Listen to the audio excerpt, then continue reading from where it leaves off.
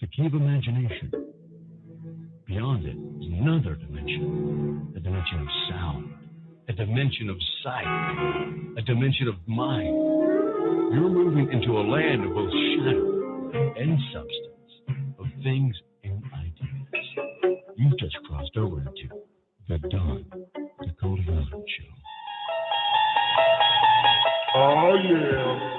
Y'all already know what time it is. The moment that you've been waiting for. The one that you've been waiting to hear. The one that calls the call, that calls the effect. Put your hands together for the baddest bitch in Cologne. God, Nicoleone. Cologne. I'm in the love of the all, and all love is in me. I am a part of the all, and the all is a part of me. I am one with the all, and the all is one with me. I can succeed as a part of the all and fail as an individual. I can be all that I wish in the all as long as my wish is to stay in the all. I'm never alone. The all is, I am. The all can, I can. The all does, I do. Hello. You already know how we do it up in this thing, man. Let's get ready for the next hour of the Don Nicoleone Show, man. One time for everybody that's in the building, man. Peace, blessings, prosperity, protection, health, and wellness, all that good shit, everything in between, man. I got to show some love, though, before we jump off this 9-ball.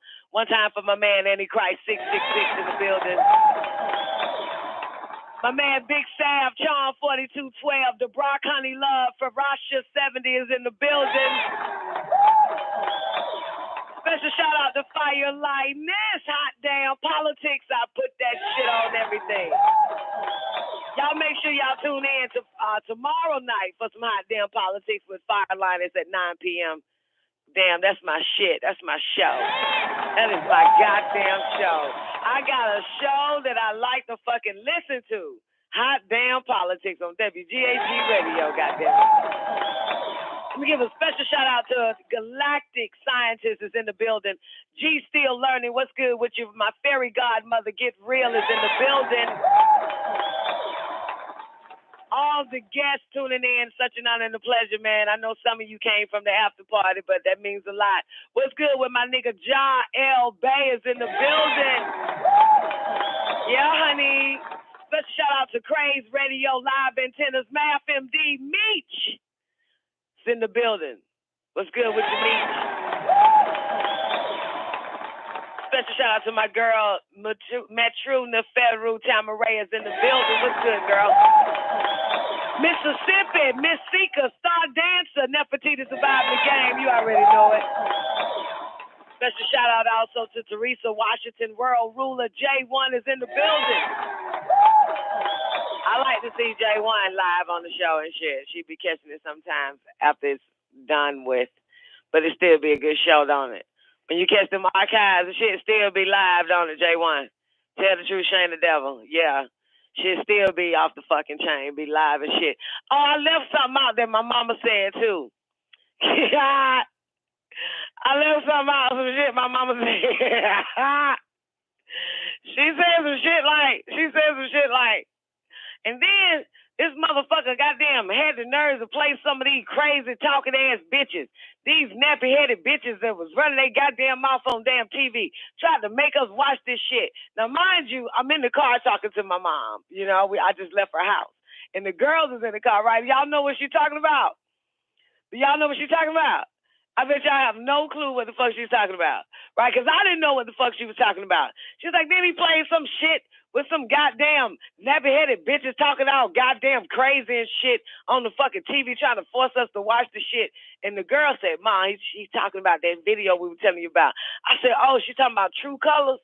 Hidden Colors? She's talking about Hidden Colors, man. My mama talking about Hidden Colors and shit. She's been playing that fucking sick-ass crazy shit. Had us trying to watch. I couldn't do it live, man. She was like, hey, some crazy talking bitches on that motherfucker talking all goddamn crazy and shit. Sick talking. You gotta fucking love it, man. Anyway, man, one time for Queen Vita, man. What's good with you, Queen Vita? Honey, I miss you. White House correspondents in the building. My man, I beat it, I am. Jam's World, the mixed scientist. What's good with you, man? Special shout out to my man, Mr. Somebody. Who else in this thing? Self-guided, Big Sav, Mush Mouse, because that's what we do around this thing. And everybody on the call lines, man, we about to jump to it, man. What you say, Nev? You are your mother's daughter? Yeah, I am. You know, I am, man. We just say that shit. We don't give a fuck. Like that's you. You know, but it was funny as hell because I got a puzzled look on my face, Neff, when she was saying that shit. Got to play some goddamn crazy ass bitch started talking on the motherfucker, some crazy ass woman. Now I did not see Hidden Colors though. I've not seen it, and I will not see it because I'm not interested in shit like that. You know what I'm saying? But Brendan was like playing that fucking some of that sick shit. Had these. She said then had these women on there talking all crazy and sick and shit, talking that sick shit. Oh my God! Oh Lord, what are we gonna do? Fucking classic, man. That's just fucking classic, man. My mom is like the critic of Negro revolution and liberation talk, man, and spiritual shit, man. My mom fucking just like, goddamn it, you know, she don't fall for none of that shit, yo. All that sick talking shit. She called it. She said that fucking Hidden Colors was sick talking shit. All that sick talking shit. She said there's women on there, so is more than one woman? Is it more than one woman on there? Who else is on there now? Who else is on? Oh, it's just one woman live. You seen it? I don't know their name. Besides Francis Crest, I don't know their names. Okay, so it's more than one woman on there because she was like, they had a bunch of women talking on this old sick talking ass women on that motherfucker. Oh, Sherazad Ali, it was on that shit. Okay. Sherazad Ali, that self-guided girl. He be trying to brainwash me with her shit in the after party. He put that bitch on for 24 fucking hours, trying to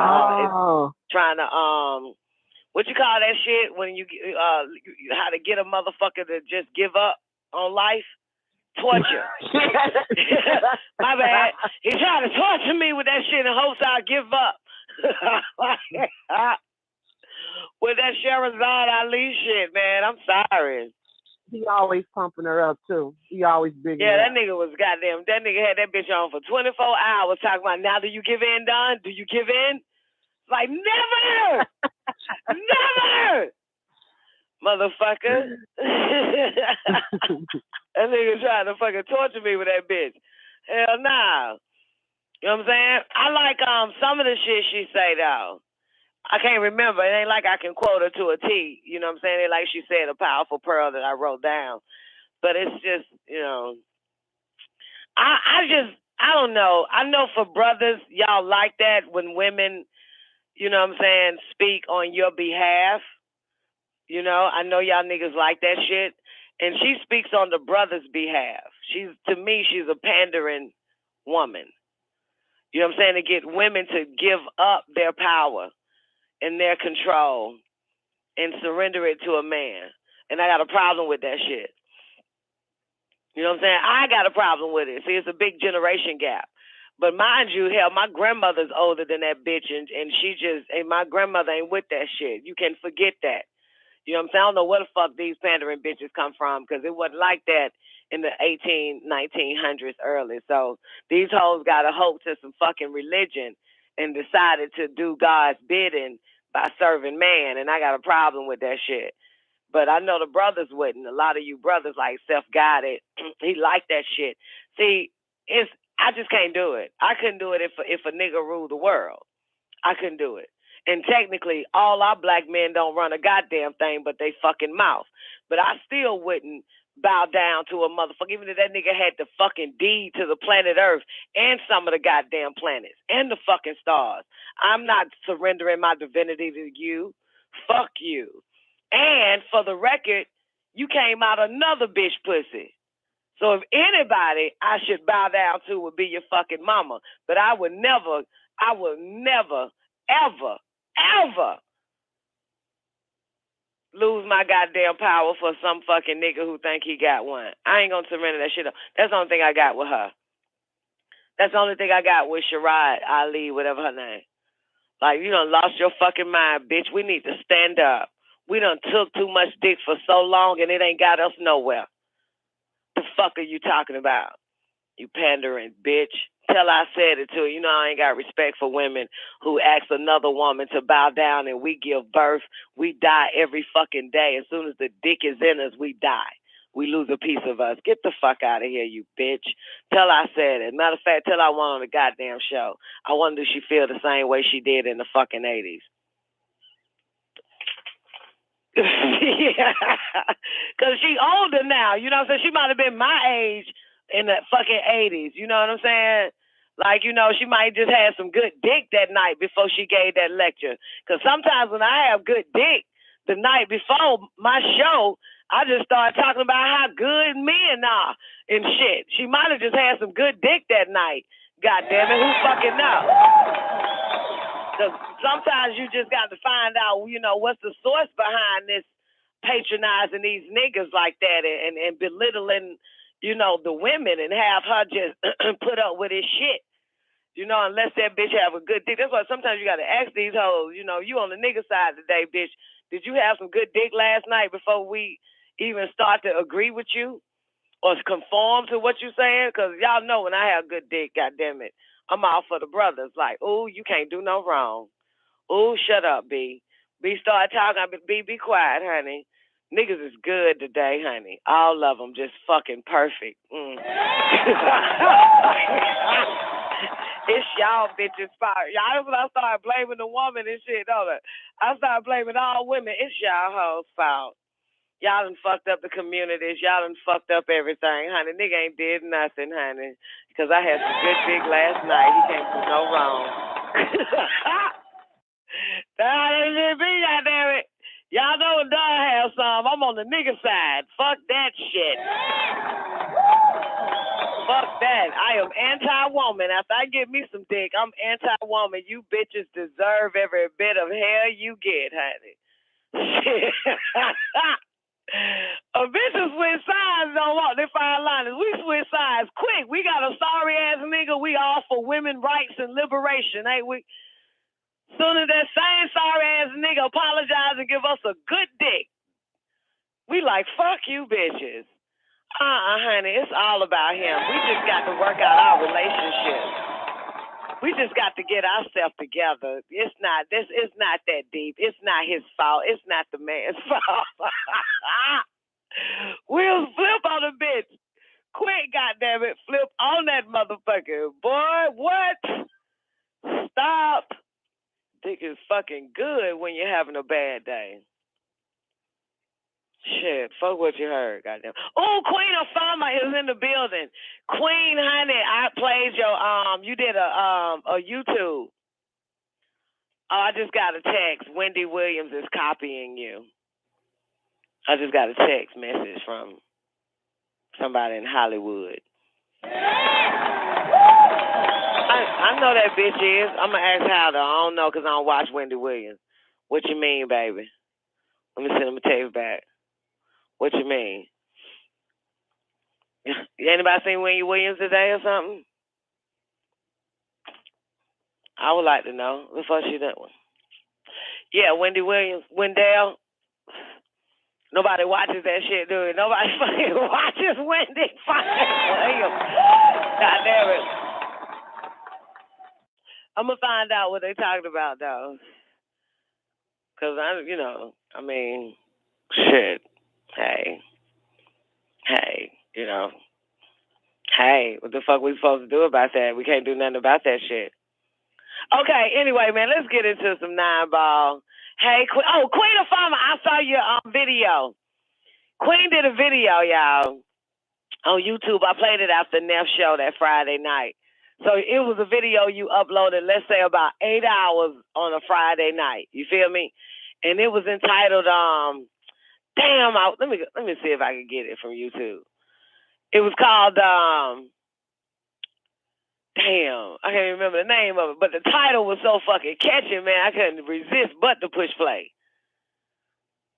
I'm going to go to my history. YouTube history. What the fuck? You ain't even on my YouTube history, man. They took that shit off. I just watched it. Friday. Man, they fucking hating, man. They fucking hating. YouTube hating. Hold on. Okay, it's the one you did Friday about sex. And you were saying some shit like, man, I don't think I'm going to ever give my pussy to another motherfucker. You were saying that shit, Queen. You know what I'm talking about? You know the one I'm talking about? Nah, I just saw that one, the comfort pussy. I got to watch this. Excuse me, y'all. We got to take a short break. Let me watch the comfort pussy. Oh, wait, that's 25 minutes long. I got to watch that one after the show. Okay, here's one. What the fuck? Comfort pussy. Who would have thought? Who would have thunk it? But that ain't the one, Queen. It was the one. You just did these. You did this a day ago, 2 days ago. But 856, come on in. I'll just get into the 9-ball. I'll talk to you later about it, Queen. But I did like it, though. You know, Self-Guided had a whole bunch of shit to say. But when we should have sex, is that the one? Is that Hello? the one? Hey, 856, your mic is open. Come on in. Hey. Fucking retarded ass motherfucker. Okay, they gave me a link. A link. Oh, check this shit out. This is why they said Wendy Williams copying me. Yo, this is some bullshit. Okay, I'll take it as face value. I'll take it right and exact. This is what they say. Wendy Williams weeps on TV over family trouble. Okay, did y'all hear this shit? Get the link. Somebody find the link. This was today. The TV host Wendy Williams shocked viewers in America on Monday. Monday was yesterday. By breaking down in tears as she describes her rocky relationship with her son. The outspoken star was discussing the controversy surrounding Madonna's use of the N-word on caption, accompanying a picture of her son, Rocco, sparring in a boxing ring. Williams was overcome with emotion and began to sob. Williams explained that her relationship with her son, 13-year-old Kevin Jr., is very different from the way the material girl relates to her own boy. Williams said Rocco's 13 years old, and Rocco is a real fan of his mother. Kevin, I discovered this a while ago, but the ball just got smacked home this weekend. He's all into his father. You know how 13-year-olds are. I was the same way when I was 13, but it was breaking my heart. He's a father. He's a buddy. They talk sneakers. They go for haircuts. They speed off in the cars. And I'm just left there feeling like, why you so peeved? No, why you so pissed? I'm not pissed. I'm a mom. Thank God Kevin, has his buddy and father. Anyways, she's Madonna. Lucky that Rocco, likes her. What the fuck was that? So I guess since I had my little breakdown yesterday, they just said, Wendy, do it too. Because I don't even get what the fuck a breakdown is with this shit. This some bullshit. It also goes to say that Kevin Jr. is William's son with husband and manager Kevin Hunter. Madonna apologized for the use of racial slur on Saturday, revealing it. I mean, this is some bullshit. Okay, it all makes sense. Let me text him back. Say, yep, you're right. Fake as fuck. Yep, because this shit, I don't get it. I'm a fucking cuss out Hollywood. Fuck you, motherfuckers. Don't you ever fucking use some bitch to try to motherfucking, fucking copy what the fuck my real life is goddamn about by starting off with Madonna and the fucking N-word, then fake fucking upset because This nigga kicks it with his goddamn daddy. Get the fuck out of here, you little fucking bitch. Tell Wendy Williams producers to suck my fucking dick for that shit. The fuck is this bullshit? How you gonna use that? Who fucking does that? You know, you want it that bad, motherfucker? You want it that bad, you piece of fucking shit? Hire me then, motherfucker. Pay me. Give me that goddamn money, motherfucker. Look, Antichrist. You want me that bad? Pay me, motherfucker. Fuck is your problem? They ain't gonna goddamn use this bitch.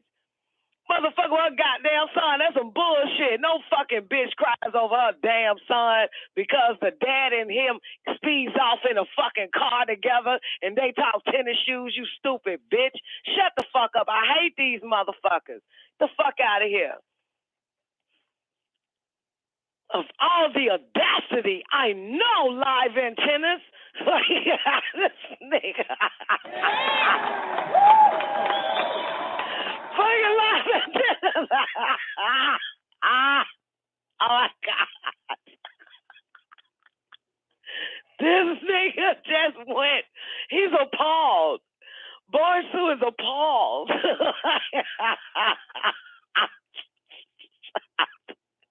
This motherfucker said, of all the audacity. I know. God damn it, my situation is fucking real and shit. They fucking just be making shit up just to get more fucking ratings and shit. I wish I wouldn't want this shit. God damn it, the fuck. Come on now, who the fuck does this shit, y'all? This is too much. Oh well.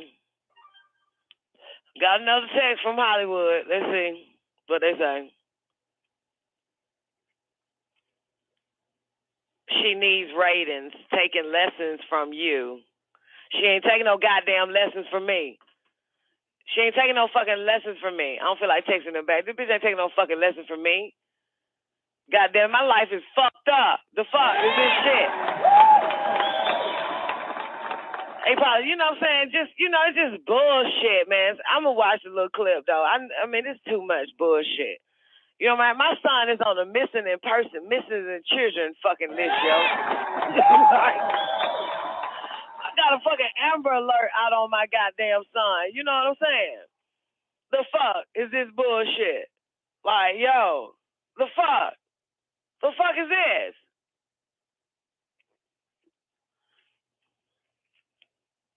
Any goddamn way. I'm getting to some damn 9-ball and keep this shit pushing. Y'all ready? Let us get our mind right. 9-ball is going to liberate us. God damn it. 9-ball going to liberate us, though. Tell you. All right, y'all ready? Y'all ready to jump into it? Let's get it, Antichrist. I need some motivation songs. I need some music to motivate me first. You know what I'm saying? I got to change the fuck my mind and shit, because now I'm thinking about my damn son and shit.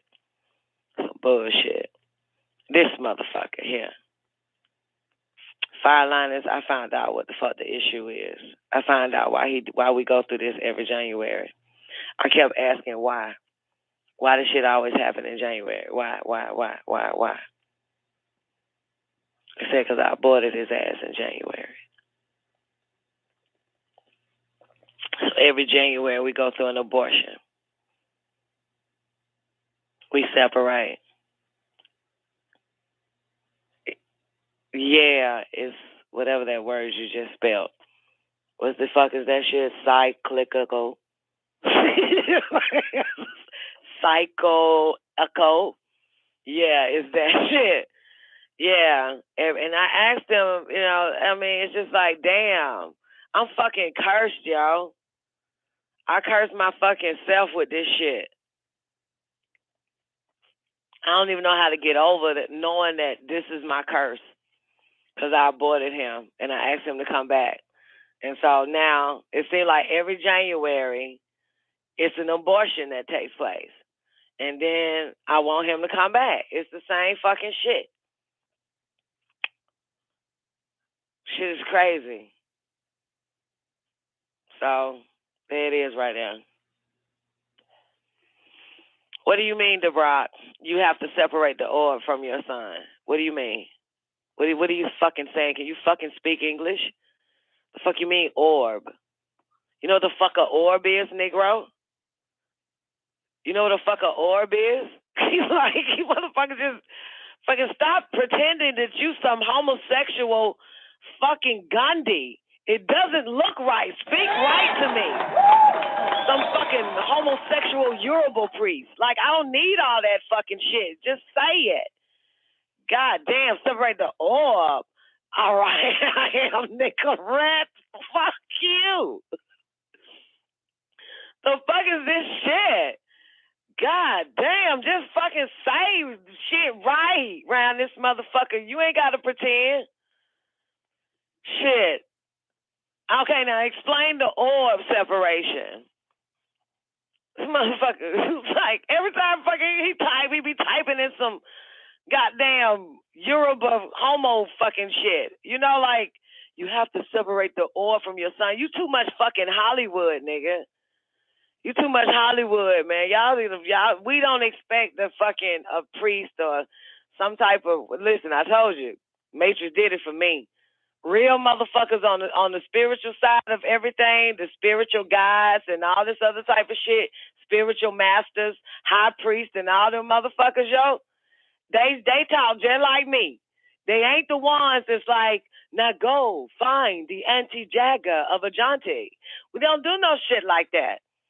That's not real. That's spookism. Stop it, motherfucker. Just say it. You have to make peace with that baby and send it on. What the fuck are you talking about? What? How can I send the motherfucker on, nigga? The motherfucker is here. He's here, DeBrock. He's here, honey. Well, yeah, I don't even know why I'm having this conversation with this nigga. Like, he's had an abortion and like he did a fucking send away ceremony and it came back. Like, he didn't live this shit. Why am I even talking to this motherfucker? I got to fucking stop having conversations with motherfuckers that don't have a t-shirt and a goddamn hat.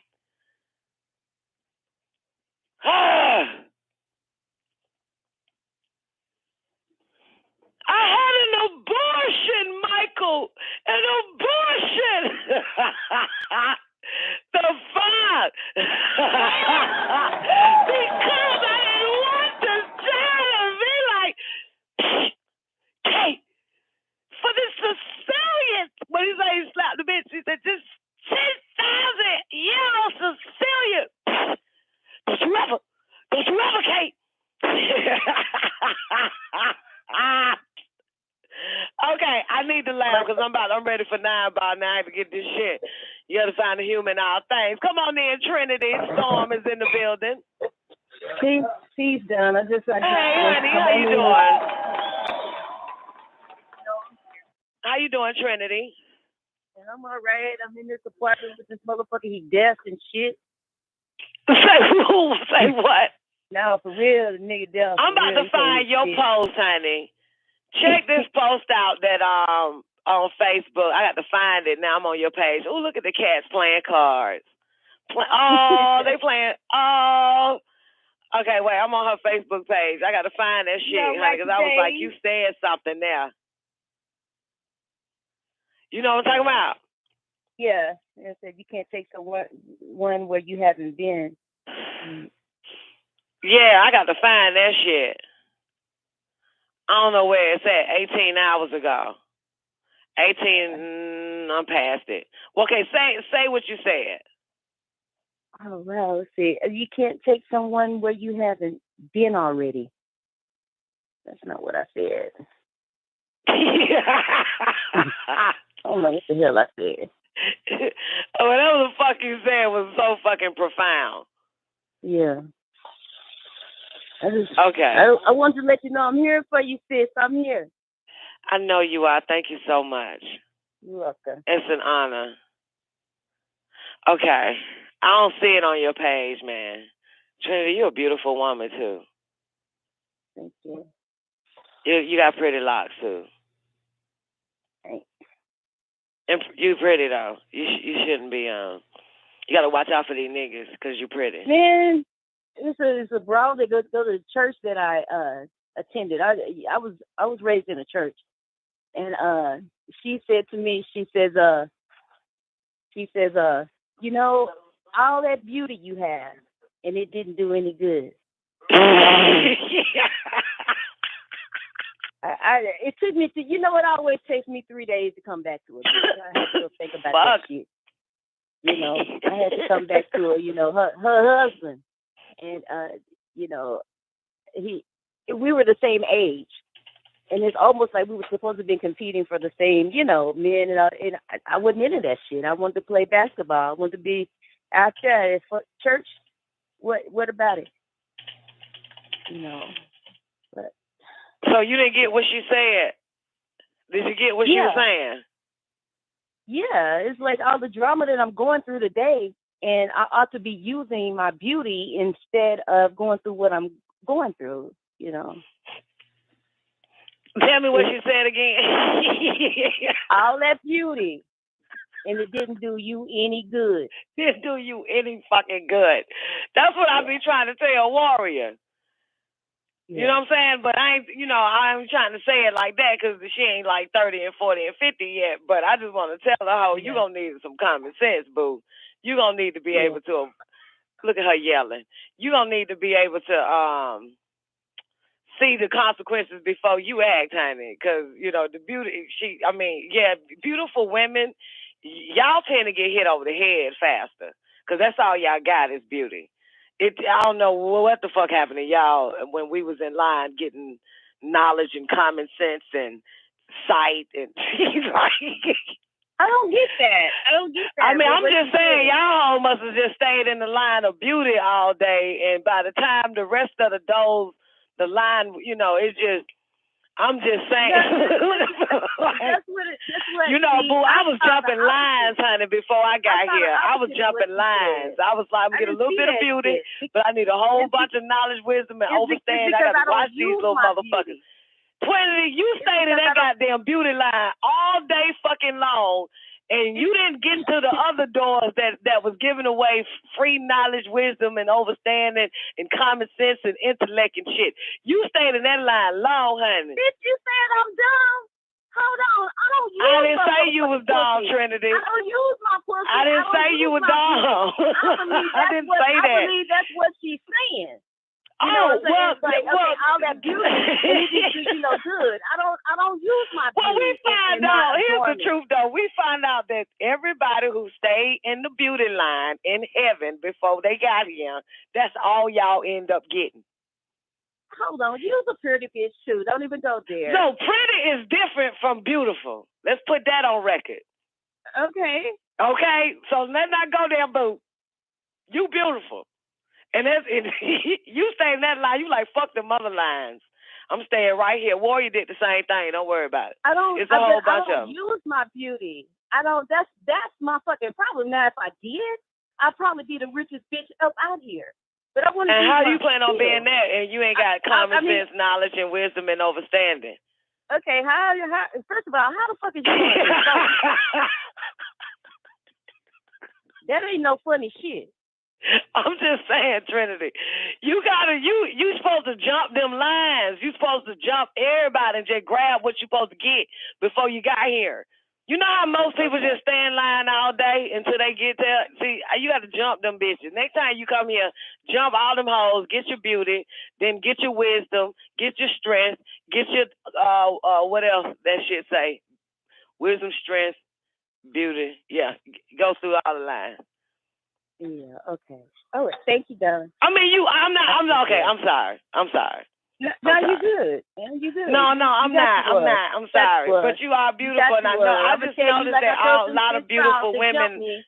I just crowd that jumped me. We gonna supplant it in you now, though. So, huh?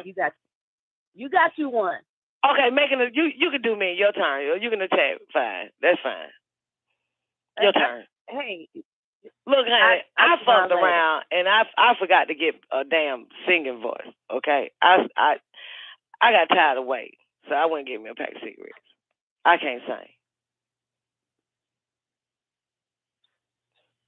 When he was handing out voices, I bet you can sing too. You can sing too, can't you? No, as a matter of fact, I really can't do shit but cook and fuck. That's all I can do. That's why your daughter. That's why I asked your daughter, you are more beautiful than your mother, and that's why she's a model and all that other stuff. I'm telling you, it's like that's some interesting shit, y'all. Y'all are just fucking beautiful. I don't do the beauty shit. I think beauty is as beauty motherfucking does. That's what I think. And you're right. That's what the fuck I think. She said beauty is as beauty motherfucking does. You know, the saying actually is what you just said. Pretty is as pretty does. Yeah. But yeah, we got to take you to the whiz now. So that way you won't be going through so much confrontation. Because you're so beautiful. Beautiful women always go through confrontation.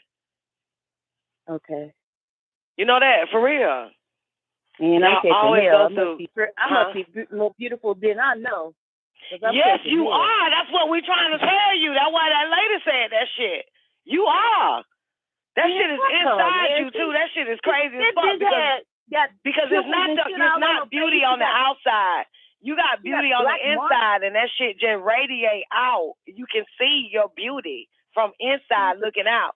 But most people who see it on the physical level just see you a beautiful-looking woman.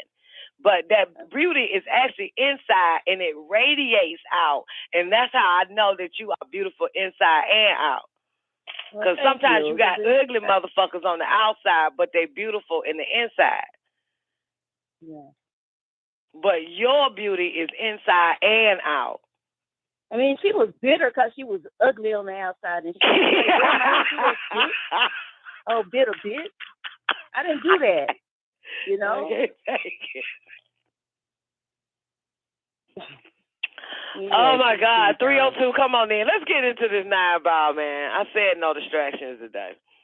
No extra conversation. But I need a laugh because y'all know I'm trying to stop from crying. Thank you, Trinity. Because I'm trying to keep from crying. Me and you both got to keep from crying. 302-384, come on in. Mic check. Hey, Isis, how you doing, honey? Good. How's everyone?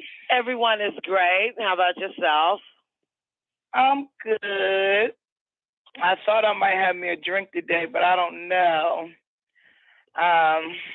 Going through a little something.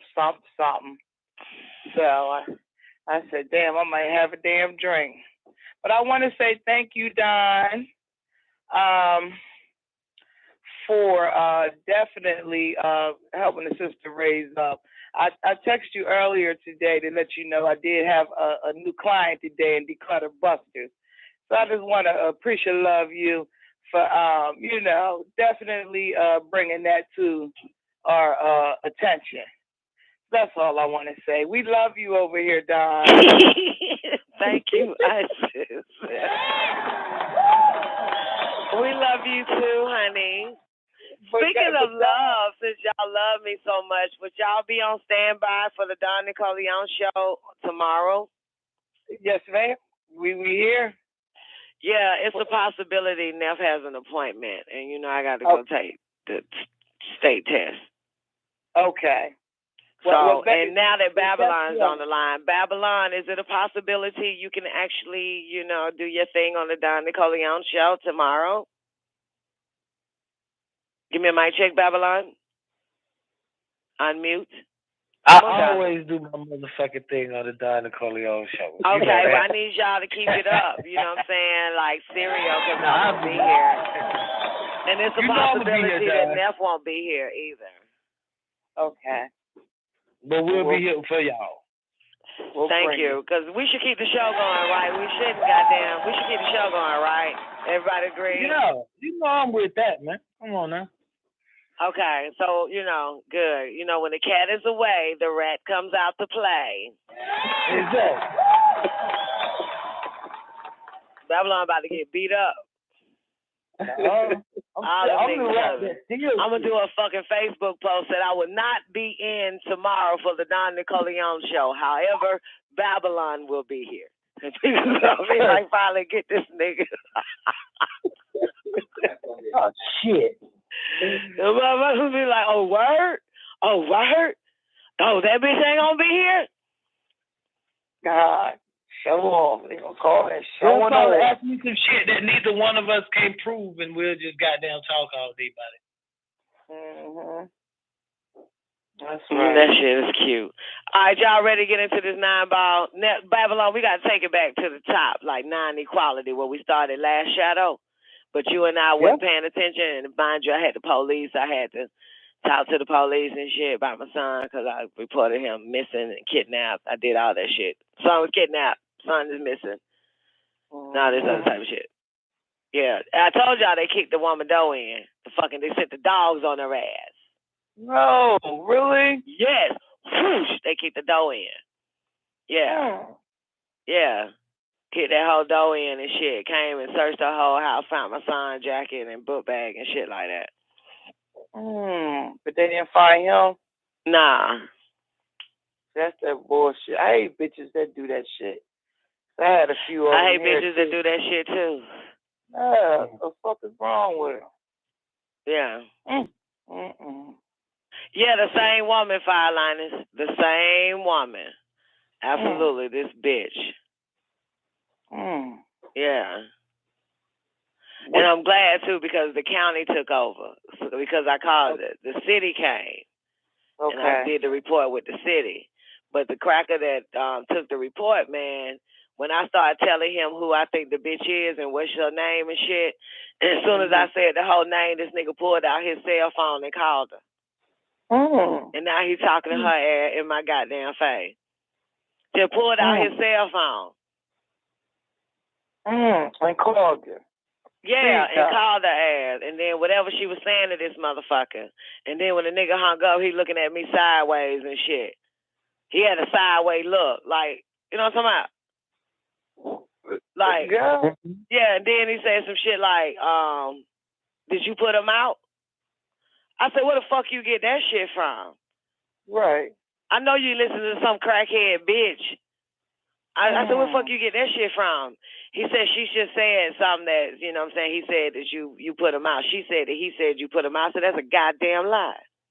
Exactly. That's a fucking lie. My son is my responsibility. I'm the custodial, honey. Okay? You can't put a child out that's under 18. I'm saying shit like that. I would never. And then I said, you know, and then I fucking pulled out the evidence, the letter and shit. I said, my son wrote a letter. He's like, where the letter at? I told Warren, go in the car and get the letter. That's in your face right there. This bitch lying. She fucking lying. And he read the letter and shit. I said, so you can scratch that off, so you get that shit out your goddamn head. Nigga, you don't put a motherfucker out and they write you a letter saying they leaving. Who does some shit like that? Right. And so then about 5-10 minutes later after he left, the county came and said, you know, the county deputies and shit. And they came in and he was trying to explain, you know, how, you know, he was trying to explain to me why they're here, and I had to explain it to them. I said, because of jurisdiction, and y'all need to take over this shit.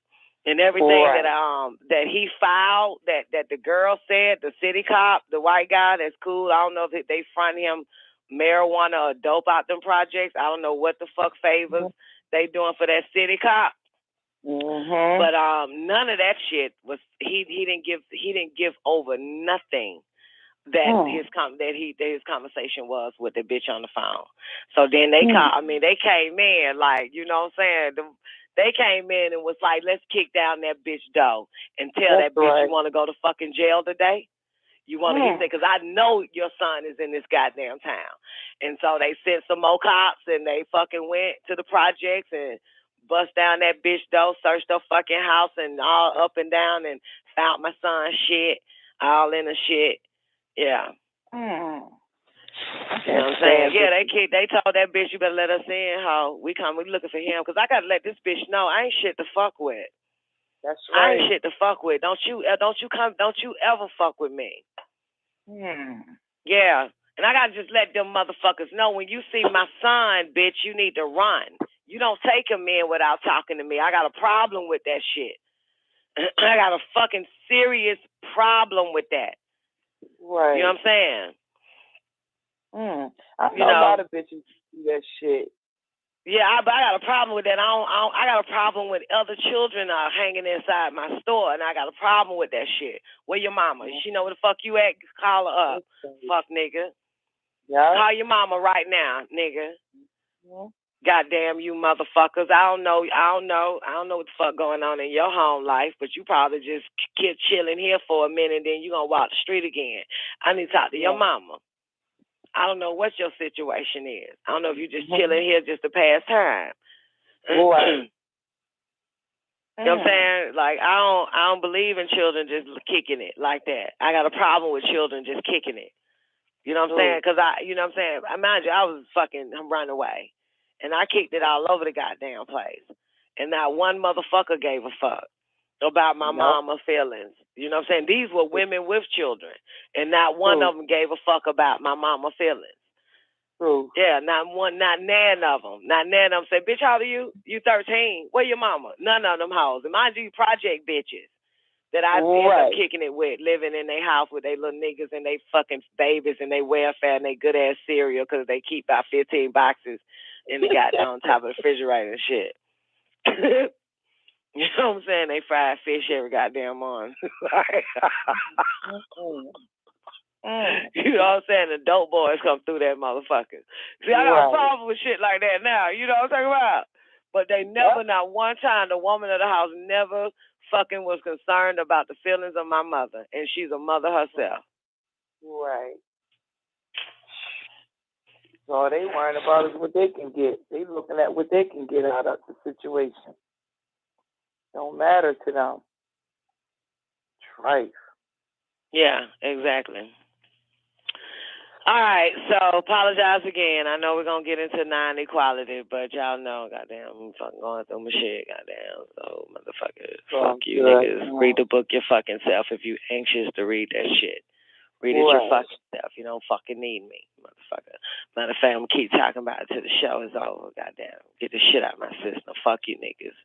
Find that goddamn 9 ball and read your fucking self.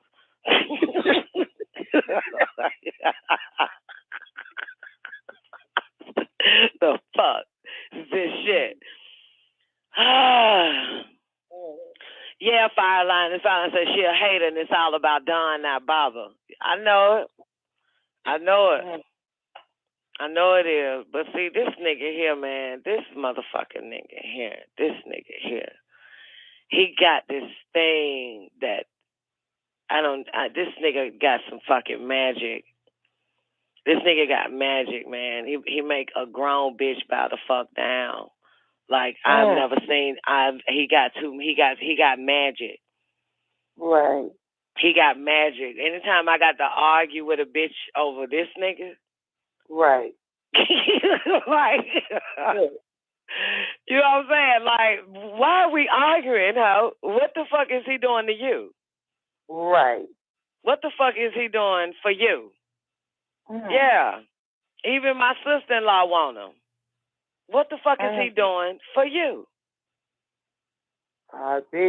They know when you got them, you know, people know when you got a special breed of children and they want them. And yeah, even Queen Vita want his ass, her little slick ass. I told her, watch out, man. This nigga got magic.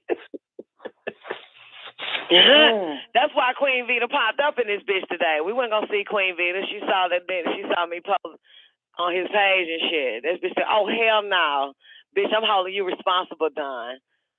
Bitch, what the fuck he at? Look at the post. Look at Vita post. Bitch, where the fuck he at? That's what Vita said. Ready to swing on me. Where the fuck is he? The fuck you do? The fuck you do to him? What you do to Baba?"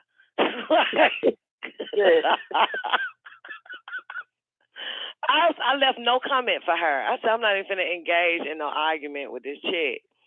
I ain't even going to fight Vita over this. That's powerful. But he got away with women, man. He got away with women. He do. Older women. He got away with them. I'm fighting too many bitches, too many grown bitches my age and older over this nigga. Yeah, because I remember you were saying about a cop one time. He had her. Yes, he had the fucking Atlanta Police Department bitch ready to take this nigga back here. I mean, this bitch was like in love with him on the fucking phone. She was like, I just don't want to leave him. I just don't want to leave him. You know, I just don't want to leave him. If I wasn't on duty, I'll take him. And all this other stuff, he's just, I just don't want to leave him.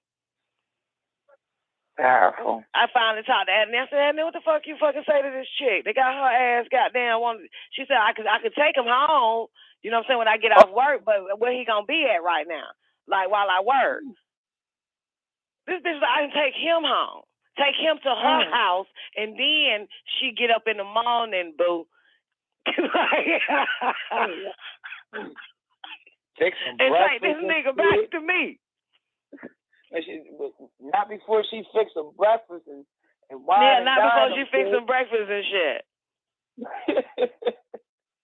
Wow. He's 15 now, but there was last year, so he was 14. Mm-hmm.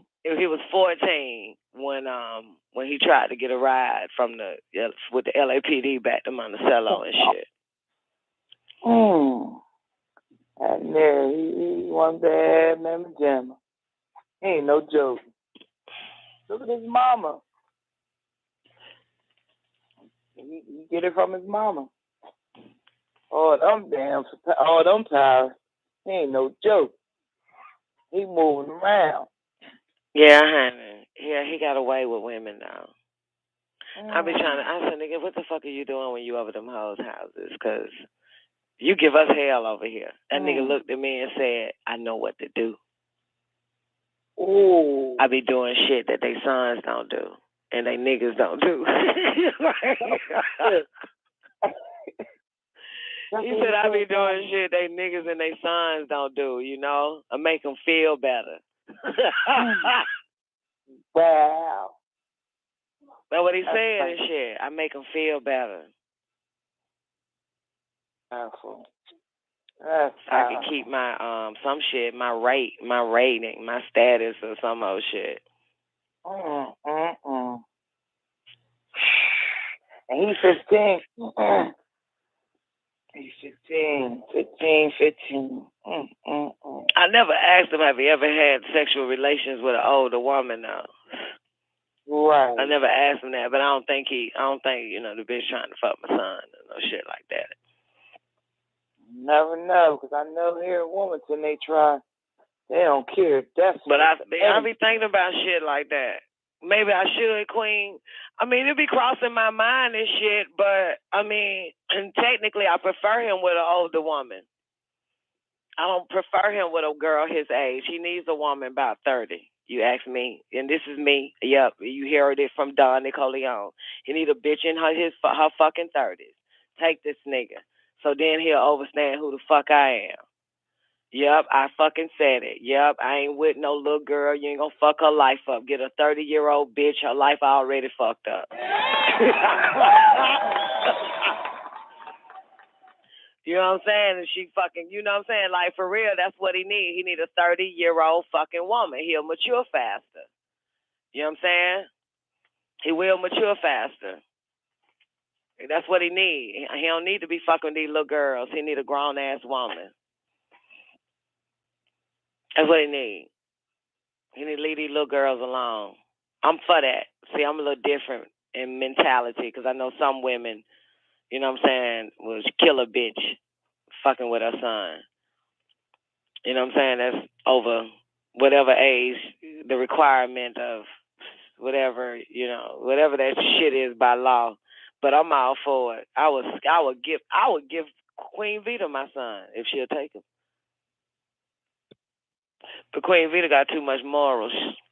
She believe in niggas her age and dating. Hell, I give a motherfucking Queen Alfama and shit. God damn it. Queen, you interested? You need a young nigga in your life?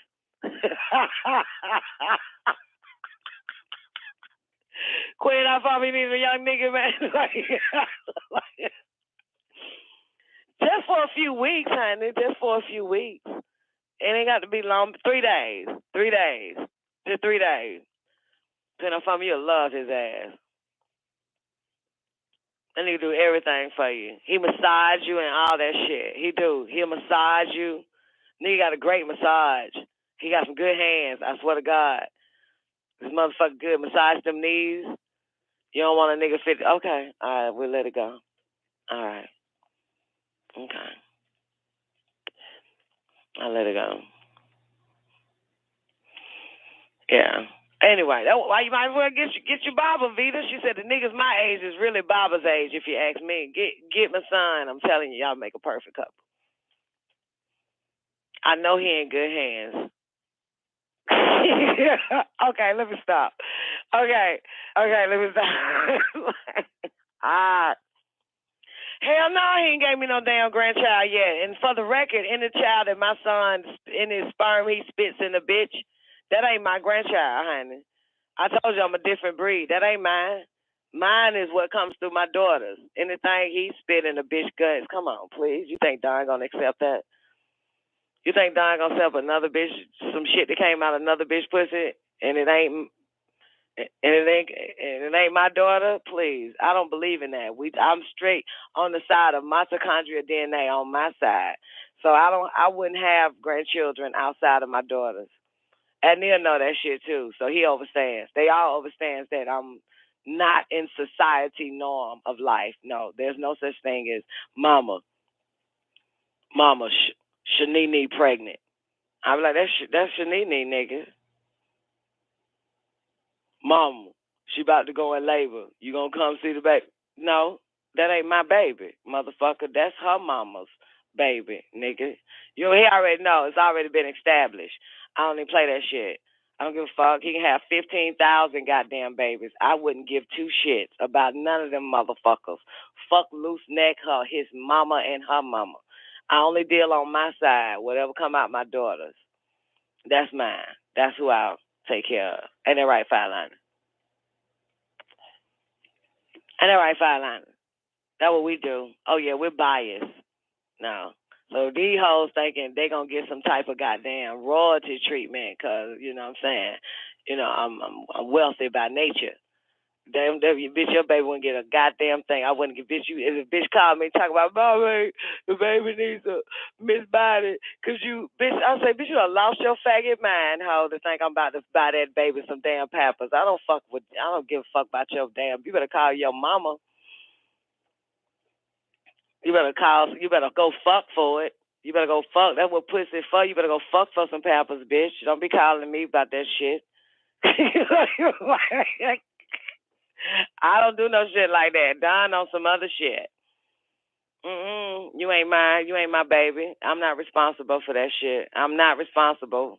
My son would be responsible, but I don't have to be responsible. That's how I see it. Why should I come to a why should I be there for a bitch he fucking when he's supposed to be there for a bitch he fucking? So I don't co-sign on that shit. If you don't take responsibility, your responsibility is not my responsibility. Okay, you're a man. The bitch know that you're a piece of shit if you happen to be one or not, or you're a good motherfucker. I don't know. I don't know the outcome of this shit yet, but Don don't take care of no man's responsibility. I don't do that shit. I won't even do it for my daughters. Okay? I'm not taking no man's responsibility. That is how I feel about life. Okay? You got that baby? I'm not gonna be the baby's daddy for you, bitch. Okay? I'm not gonna be the provider for that little motherfucker. I ain't doing none of that. My daughters know that shit too. Okay? I ain't gonna be a babysitter. I ain't gonna be a grandmother either for that little motherfucker. Ain't no such thing as that in my goddamn book. I ain't none of that. Ain't no such thing, bitch. You wasn't thinking about goddamn. You wasn't thinking about what was gonna happen the day after tomorrow. Boo. I wasn't either. You ain't finna bring me in that shit. And then the reality of it is that, because I want to live my damn life. You know what I'm saying? See, that's why people don't understand. Like, you know, motherfucker, if I done had a baby since I was 15, I done been with children. It's time for me to give up kids. Get that shit up. So why the fuck will I take that shit back? You know what I'm saying? When mine is about to goddamn leave my nest, then all of a sudden they gonna bring me some little fucking sperm cell. I don't want that shit. When the fuck will I be able to live? I won't be able to leave and go where the fuck I want to goddamn go. I haven't had a chance to do that shit yet. So now I ain't watching nobody's goddamn baby. I ain't feeding no fucking body's baby. I'm not doing that shit. If I had a daycare getting paid, that's different. But motherfucker, I ain't doing that goddamn shit because it came out your damn pussy and you happen to be my daughter. All my daughters know that shit. You on your fucking own. You know that I'm an irresponsible mother any fucking way. I half-ass raised you motherfuckers. Don't you know better to bring your little fucking loose neck to me? I'll leave that motherfucker by itself. I'll blow cushion this goddamn face. You better not. You better not fucking think I'm gonna goddamn bullshit.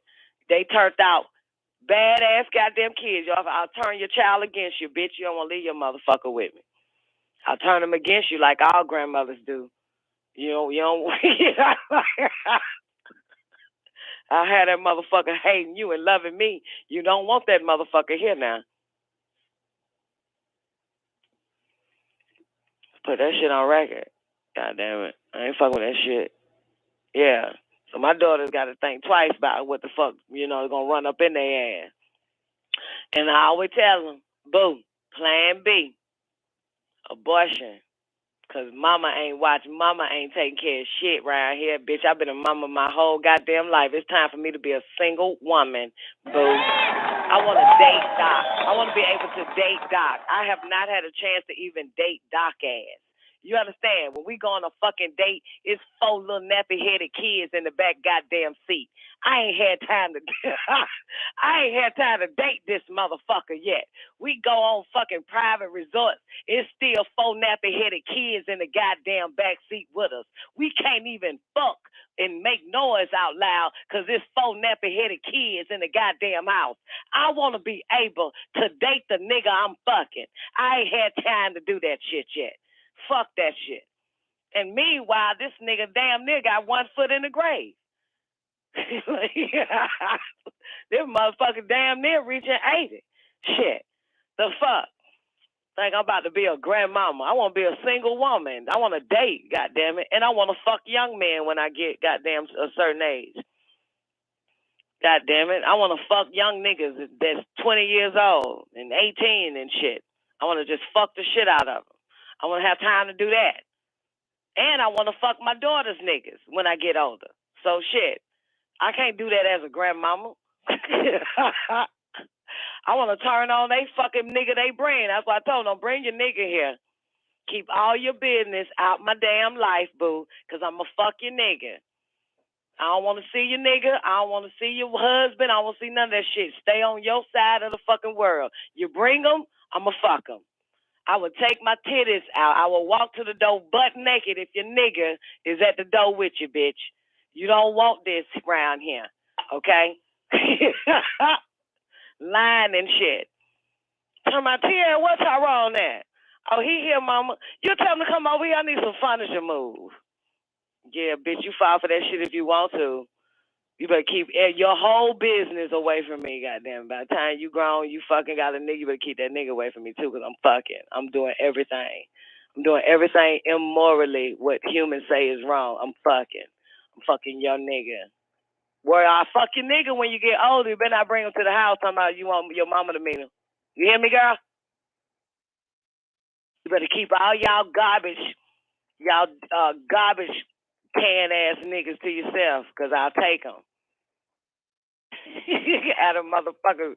Goddamn, we will all be on goddamn Jerry.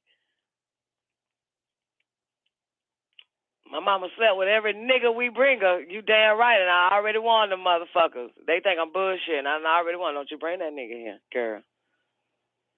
Wait till I get 40 or 50.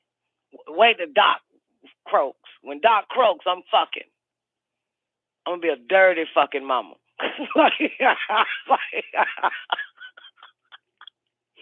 I'm gonna be fucking if they have grandchildren, I'm gonna be fucking my grandchildren friends. Fuck that. I'm fucking every goddamn body. I'm fucking till I die. I'm a fuck. I'm gonna fuck my way out of this bitch. You catch my girl legs open, better smash that. Don't be surprised if she asks where the cash at. Let's talk about what they don't want you to talk about on the Nicoleone Show on Blog Talk Radio, Monday through Friday, 12 noon Eastern Standard Time, or GeorgiaGospel.com. WGAG Radio.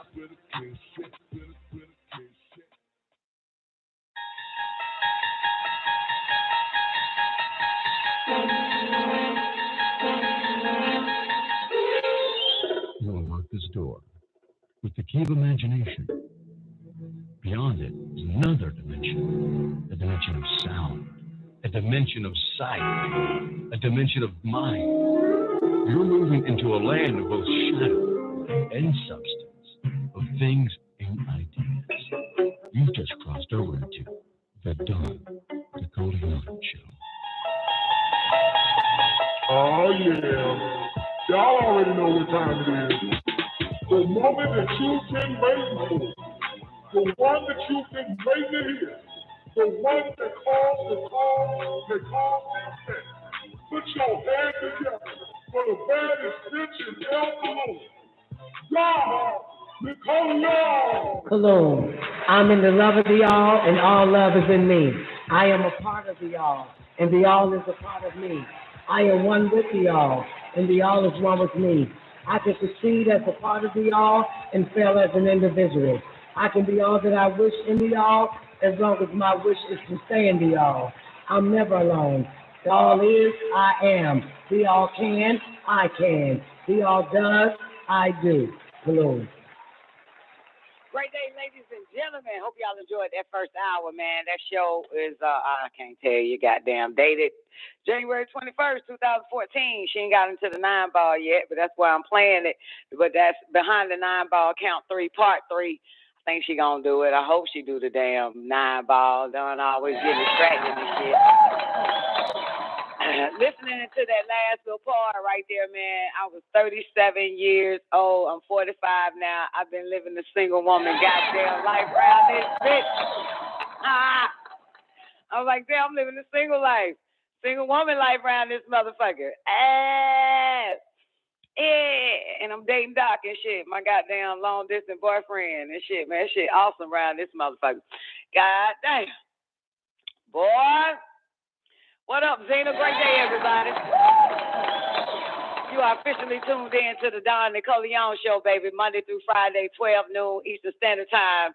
That's on Real Nigga Radio. Nigga Radio.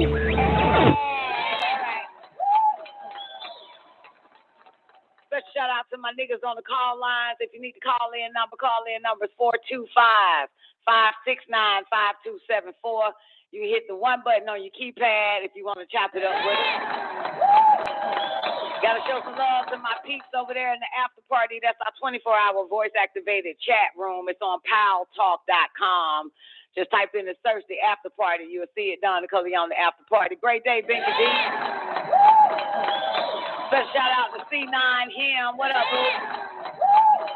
Juana Shanae is in the building. Miss Hudson, Mush Mouth. What up? Special shout out to the vulture goddess, Nick Bed. How you been, baby? One time for J1 over there in the building. It's official, homies. All right, I'm taking my ass to Lockdown Radio real quick. Lockdown Radio again. That's on YouTube. That's where the fuck we stream at on WGAG Radio into YouTube. And yeah, great day to everybody over there. Shit, motherfuckers. God damn, fuck. Oh shit, menopause. Give me a second. Forgot what I was talking about while I was talking about it. That is so fucking retarded. What the fuck was it's this menopause? You totally forget why you talking. You forget what you talking about. God damn, what the fuck was I talking about? Lockdown Radio again. That's on YouTube. Subscribe, hit the bell button, and click the all button, El Cologne button, and you'll be notified when all the shows, kind of, sort of, but not really ish, go live and stream into Lockdown Radio again. Great day, El God. How you doing, baby? El God said that he ain't, or he or she, what's you, male or female? El, well, I don't think ain't no woman gonna name herself El God. She ain't got enough ego. I don't think. El God, you a male, right? Because I don't think a woman gonna come up in this bitch naming herself that shit. So yeah, she ain't got enough ego. I would, but these females ain't gonna do shit like that. So I don't know. El God might be a female. Wait, how did you El God and you not into witchcraft? What the hell? That don't go together. I was right. You a male. Yeah, that don't go together. That's what God do. Craft. God has a craft. God does craft. God is crafted. How you think God become God? God ain't become God by not goddamn dibbling and dabbling in alchemy and in the arts and shit, man. How does it become the all-knowing? That motherfucker got a crystal ball and some tarot cards. And throw ruins and stones and lots and shit. To read, find out what the hell's going on around this motherfucker. Come on now. Motherfucker got sage. Motherfucker got a whole bunch of crystals. You know what I'm saying? It's into all that type of shit, baby. Into goddamn levitating, all that type of shit. Casting curses. God put curses on motherfuckers like a witch. You know what I'm saying? Motherfucker would just be going around cursing. Sending plagues. Conjuring up plagues and famines and motherfucker turned Miriam fucking white for that whole ass shit. Goddamn turn motherfuckers to goddamn Canaanites, black niggas to Canaanites and shit. That's all magic. That's all sorcery, baby. That's witchcraft right there. Make them sick. On it. Goddamn cast a spell of sickness and shit on Job and shit. Put boils and all types of shit on that motherfucker. See if that nigga stay faithful. God is a witch. God is a witch. And witch means wise, for the record. Wise craft. All right. Great day, Zena, once again. Hope all is well with you. Special shout out to my man Dominique in the building. Great day, baby. I don't know who else up in this motherfucker though, but god damn, man, y'all niggas was typing books to each other, wasn't you? Good God Almighty. I am not reading this long ass shit here. God damn, what the hell y'all been doing? Y'all was, man, god damn, boy. I got a long ass conversation. Let me read some of this shit. Y'all mind? I ain't got nothing to talk about right now, man. My life is in limbo. Let me see. Yes, I have a Facebook, but I hardly be on it, blah, blah, blah. Yes, either face-to-face or one can have a pic, but there is a voice-to-voice, blah, blah, blah. I heard you during the week talking about fear and what it might mean. Fear in some use can also mean ignorant. Oh, you should have called in, Dominic. Many lords, gods want ignorant from the human race, but Zena says, but you know enough to fear it, so how is that ignorant?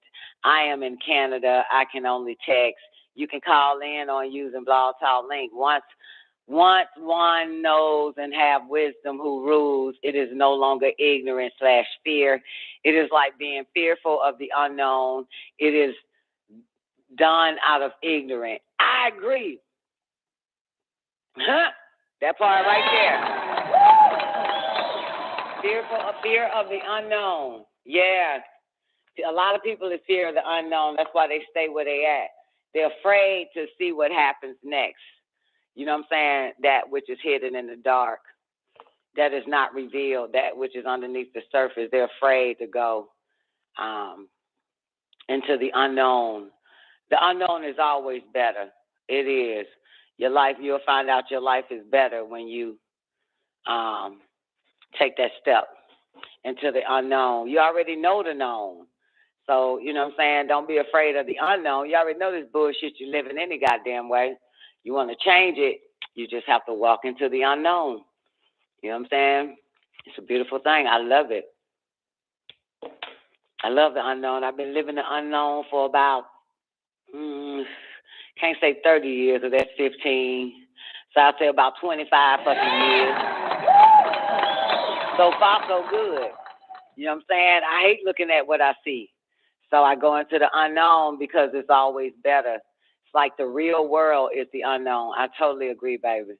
I just want to tell you that, though. The fear of the unknown is ignorant. All right. So that's what people are afraid of, you know. Scared, what happen if they do, you know what I'm saying, what others may think, or how they going to survive, or they don't know nobody, and all this type of shit. But it's always, you know, the initiates, in one sense, the initiates of the ancient Egyptian order, you know what I'm saying, that's one of the that's one of the initiations we have to learn, is to not fear the unknown, to accept the unknown. You know what I'm saying? And that's the unknown in our life. The unknown is kind of like the real tablets of destiny. I ain't going to say the real tablets of destiny, but it's like your real destiny is the unknown.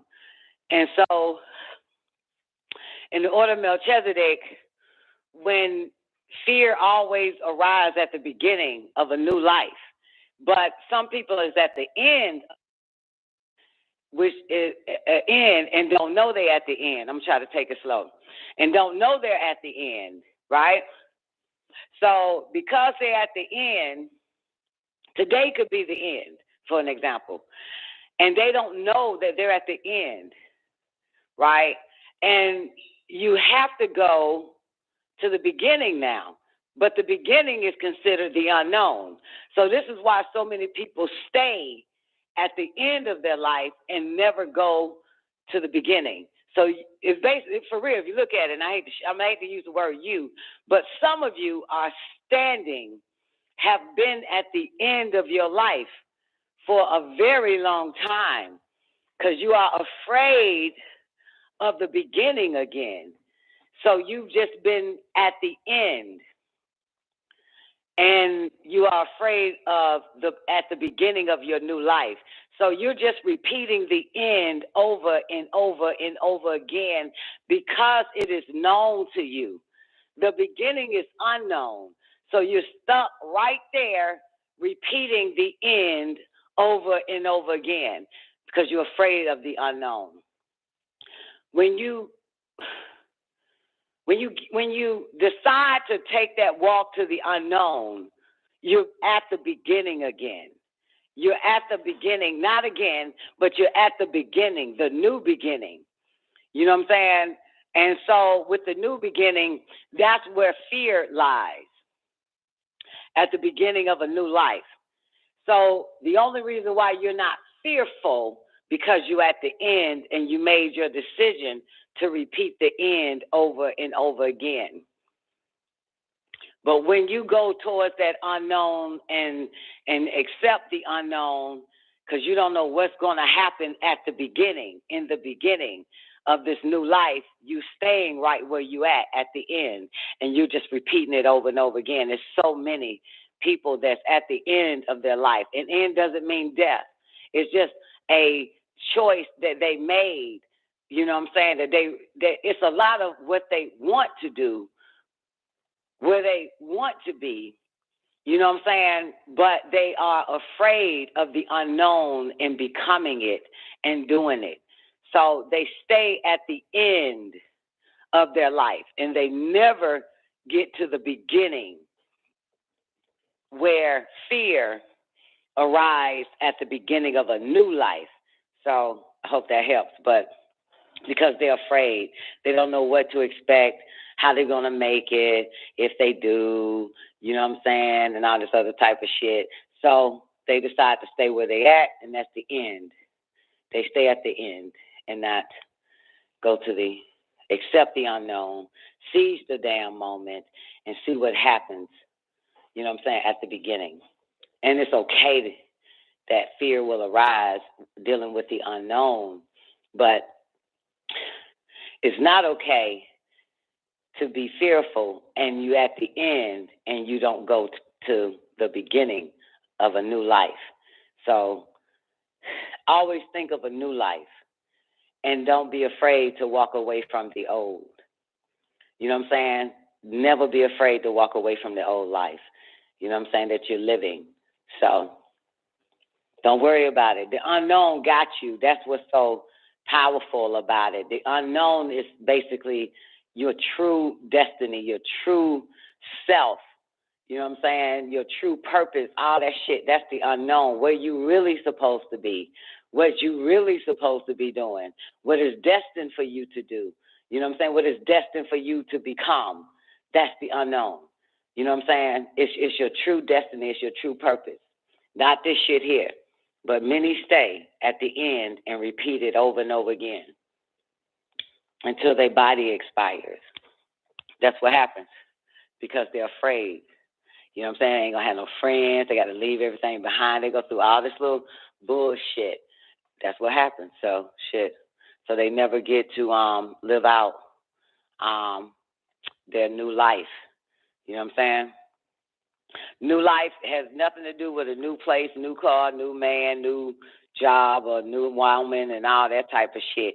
New life has nothing to do with that. New life is, in the order of Melchizedek, dealing with the unknown. That is your new life. The unknown is your new life. Anything outside of you is not your life, but it's your new life that leads you to your true purpose. So that's why you have to follow your true life path. And don't be afraid, you know what I'm saying, because you're not sure of, you know what I'm saying, things that you can't see it. So this is why you just got to have faith. You know what I'm saying? You have to have, not faith in no Most High, but faith in your higher self, faith in your true self. Your destiny is your destiny. Nothing can be altered. But there's so many motherfuckers that's not living their destiny. Yet, their fictitious life is being altered, sabotaged, all types of shit. The moment you live out your true purpose, take that new life, that beginning of a new life, there is no sabotaging. There is no alterations. There is no interference. It is right and exact. And it cannot be tampered with. It cannot be plagiarized. It cannot be sabotaged. It can't be none of that shit when you live that shit. You'll see. If you're not afraid of the unknown. You'll see. When I say have faith in yourself, your true self, you know what I'm saying? In this world, Dominique, it basically intuition. Yeah, the answer to your question is intuition. You know what I'm saying? That's a gift. That's a psychic power. It's intuition, and you have to follow your intuition. You know what I'm saying? You have to have faith in your higher senses, not your lower senses. Because the unknown is not sensed, it has no senses. You can't see it. You can't feel it. You can't smell it. You can't taste it. You can't hear it. So that's why people stay right at the end of their life. They don't go to the beginning because their senses is not felt. This is where they're supposed to have intuition. Your intuition should overrule your lower sense. You know what I'm saying? So, and you know what I'm saying? And your clairvoyance, your clear sight. This is when you tap into your psychic power so you can see this unknown. You can't see it with your eyes, your physical eyes, your physical ears. You can't see it. So that's why so many people are afraid of the unknown. Afraid. I am not afraid of the unknown. I just do it. And when I start at the very beginning of my new life, yeah, that's when I'm afraid. Now that I live it, I'm right at the very beginning, I am so afraid. So he says, Melchizedek says, fear arises at the beginning of a new life. But you have to get to the new life first, and then it's natural, because this new life is like, what the fuck? You feel like you're by yourself.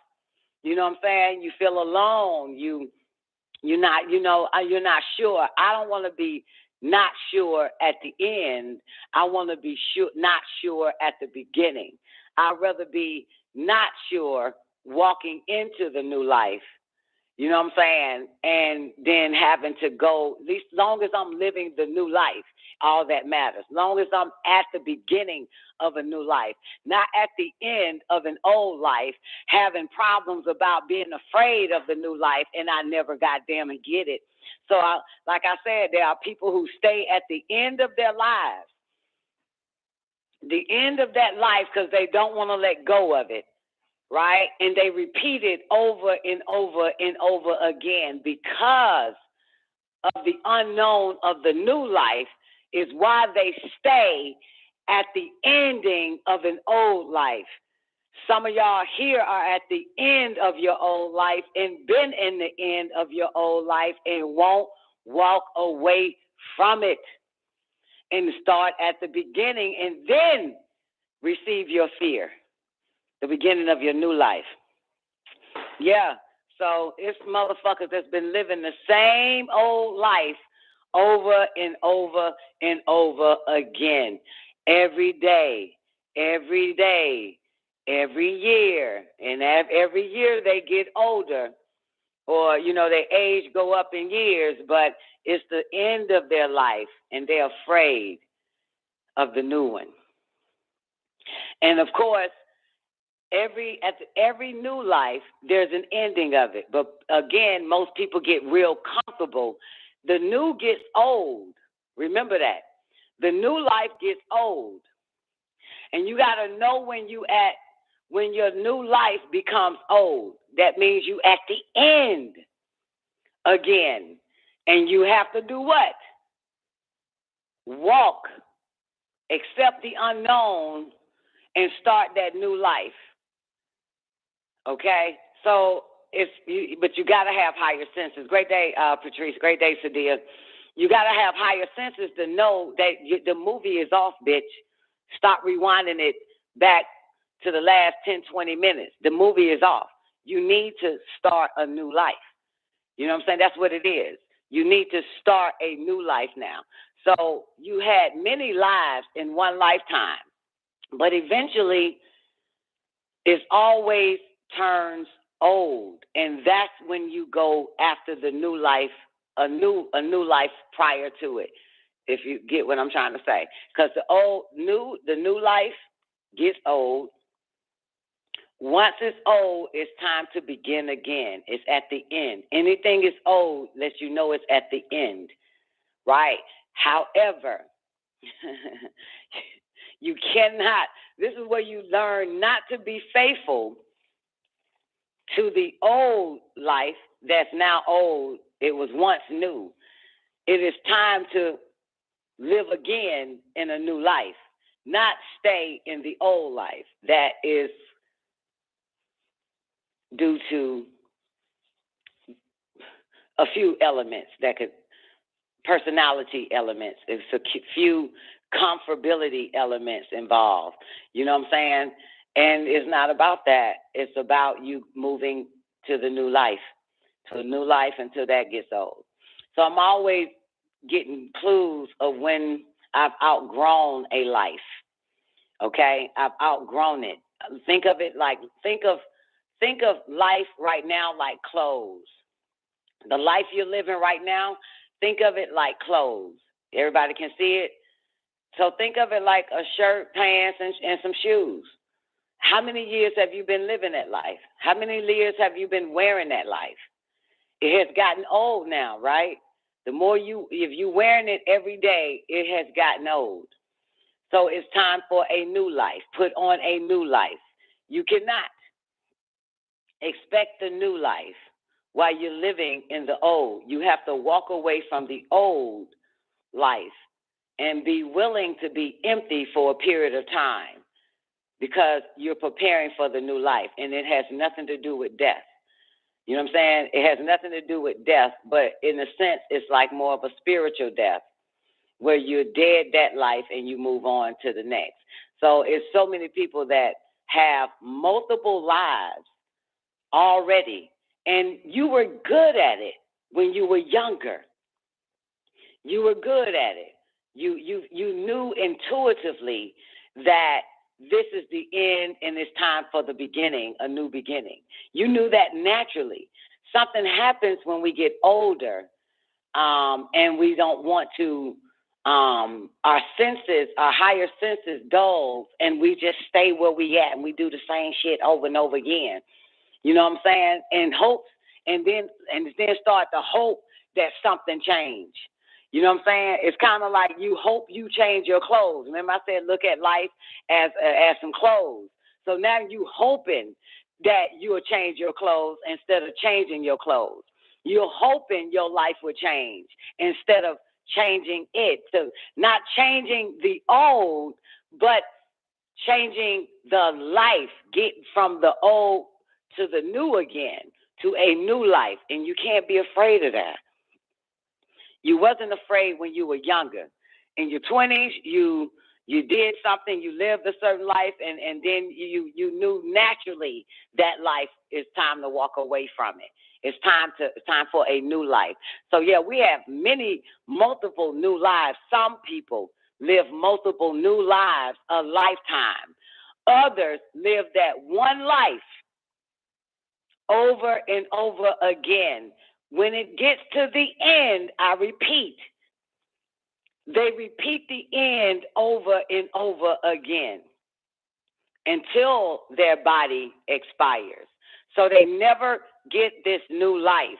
They never be at the beginning of a new life. They're just repeating the old ending of their new life. They're afraid. I know so many people that are afraid to, you know what I'm saying, to create a new life. You know what I'm saying? To get back at the beginning of a new life and not at the end and stay at the end of their old life. They just keep reliving it out. And then they rewind it. They rewind the last 10 minutes of their old life and play it every day, live it every day, live it every day, live it every day, because they're afraid of this new life. And the ending of the life that they're living, this is wild. The ending of the life of their living, they've created so much attachment to it that they prefer, you know what I'm saying, so much attachment to it that they're going to stay in the ending of their old life. You know what I'm saying? And it don't make sense. So they will never live a new life. As bad as they want it, as much as they want a new life, you know what I'm saying, they're going to end up staying at the end of their old life and until their body expires. You know what I'm saying? Because in order to dead the old life is to walk away from it completely. Mentally, physically, emotionally, is to walk away from it and go into the unknown. But they're afraid because they look back at that life. You understand? They're looking back at their life. They're looking forward at the new life. And they're looking back at the old life and looking forward at the new life and thinking of how much it is, how much of importance that the old life has on them, so they stay at the end of the old life. You know what I'm saying? Their purpose in the old life, their meaning, how much importance or special they are in their old life to whatever it is, person, places, or things around them. But you're at the end of your old life, baby. You know what I'm saying? Don't let that hold you back. You can still serve an importance in the new life. At the beginning of your new life, once fear arises and you got over that shit and you wearing your new life clothes and shit and you wearing it well, you'll still be that same importance. But at least you'll be living your new life. That's the most important thing. Now you're at the beginning of your new life, and it is a beautiful thing. It is beautiful. Ain't nothing beautiful repeating the old life at the end of the old life over and over again, yelling that you want a new life. You want new, you want change, and all this other type of dumbass shit. It's the unknown that they're afraid of. You know what I'm saying? It's the unknown. You can't be afraid of the shit.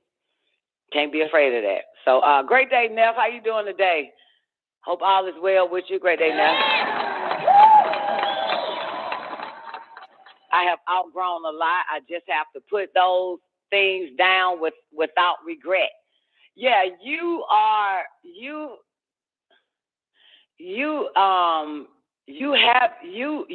been started your new life. You know what I'm saying? You walked away from the known into the unknown, And so, and if you look at like the numbers that it takes, if you pay attention to your life, Neff, the numbers, dealing with numbers, let's say, I don't know your life like that, but let's say when you decided to walk into the unknown, got it? So bam, boom, now you at the beginning of a new life. So you dead the old.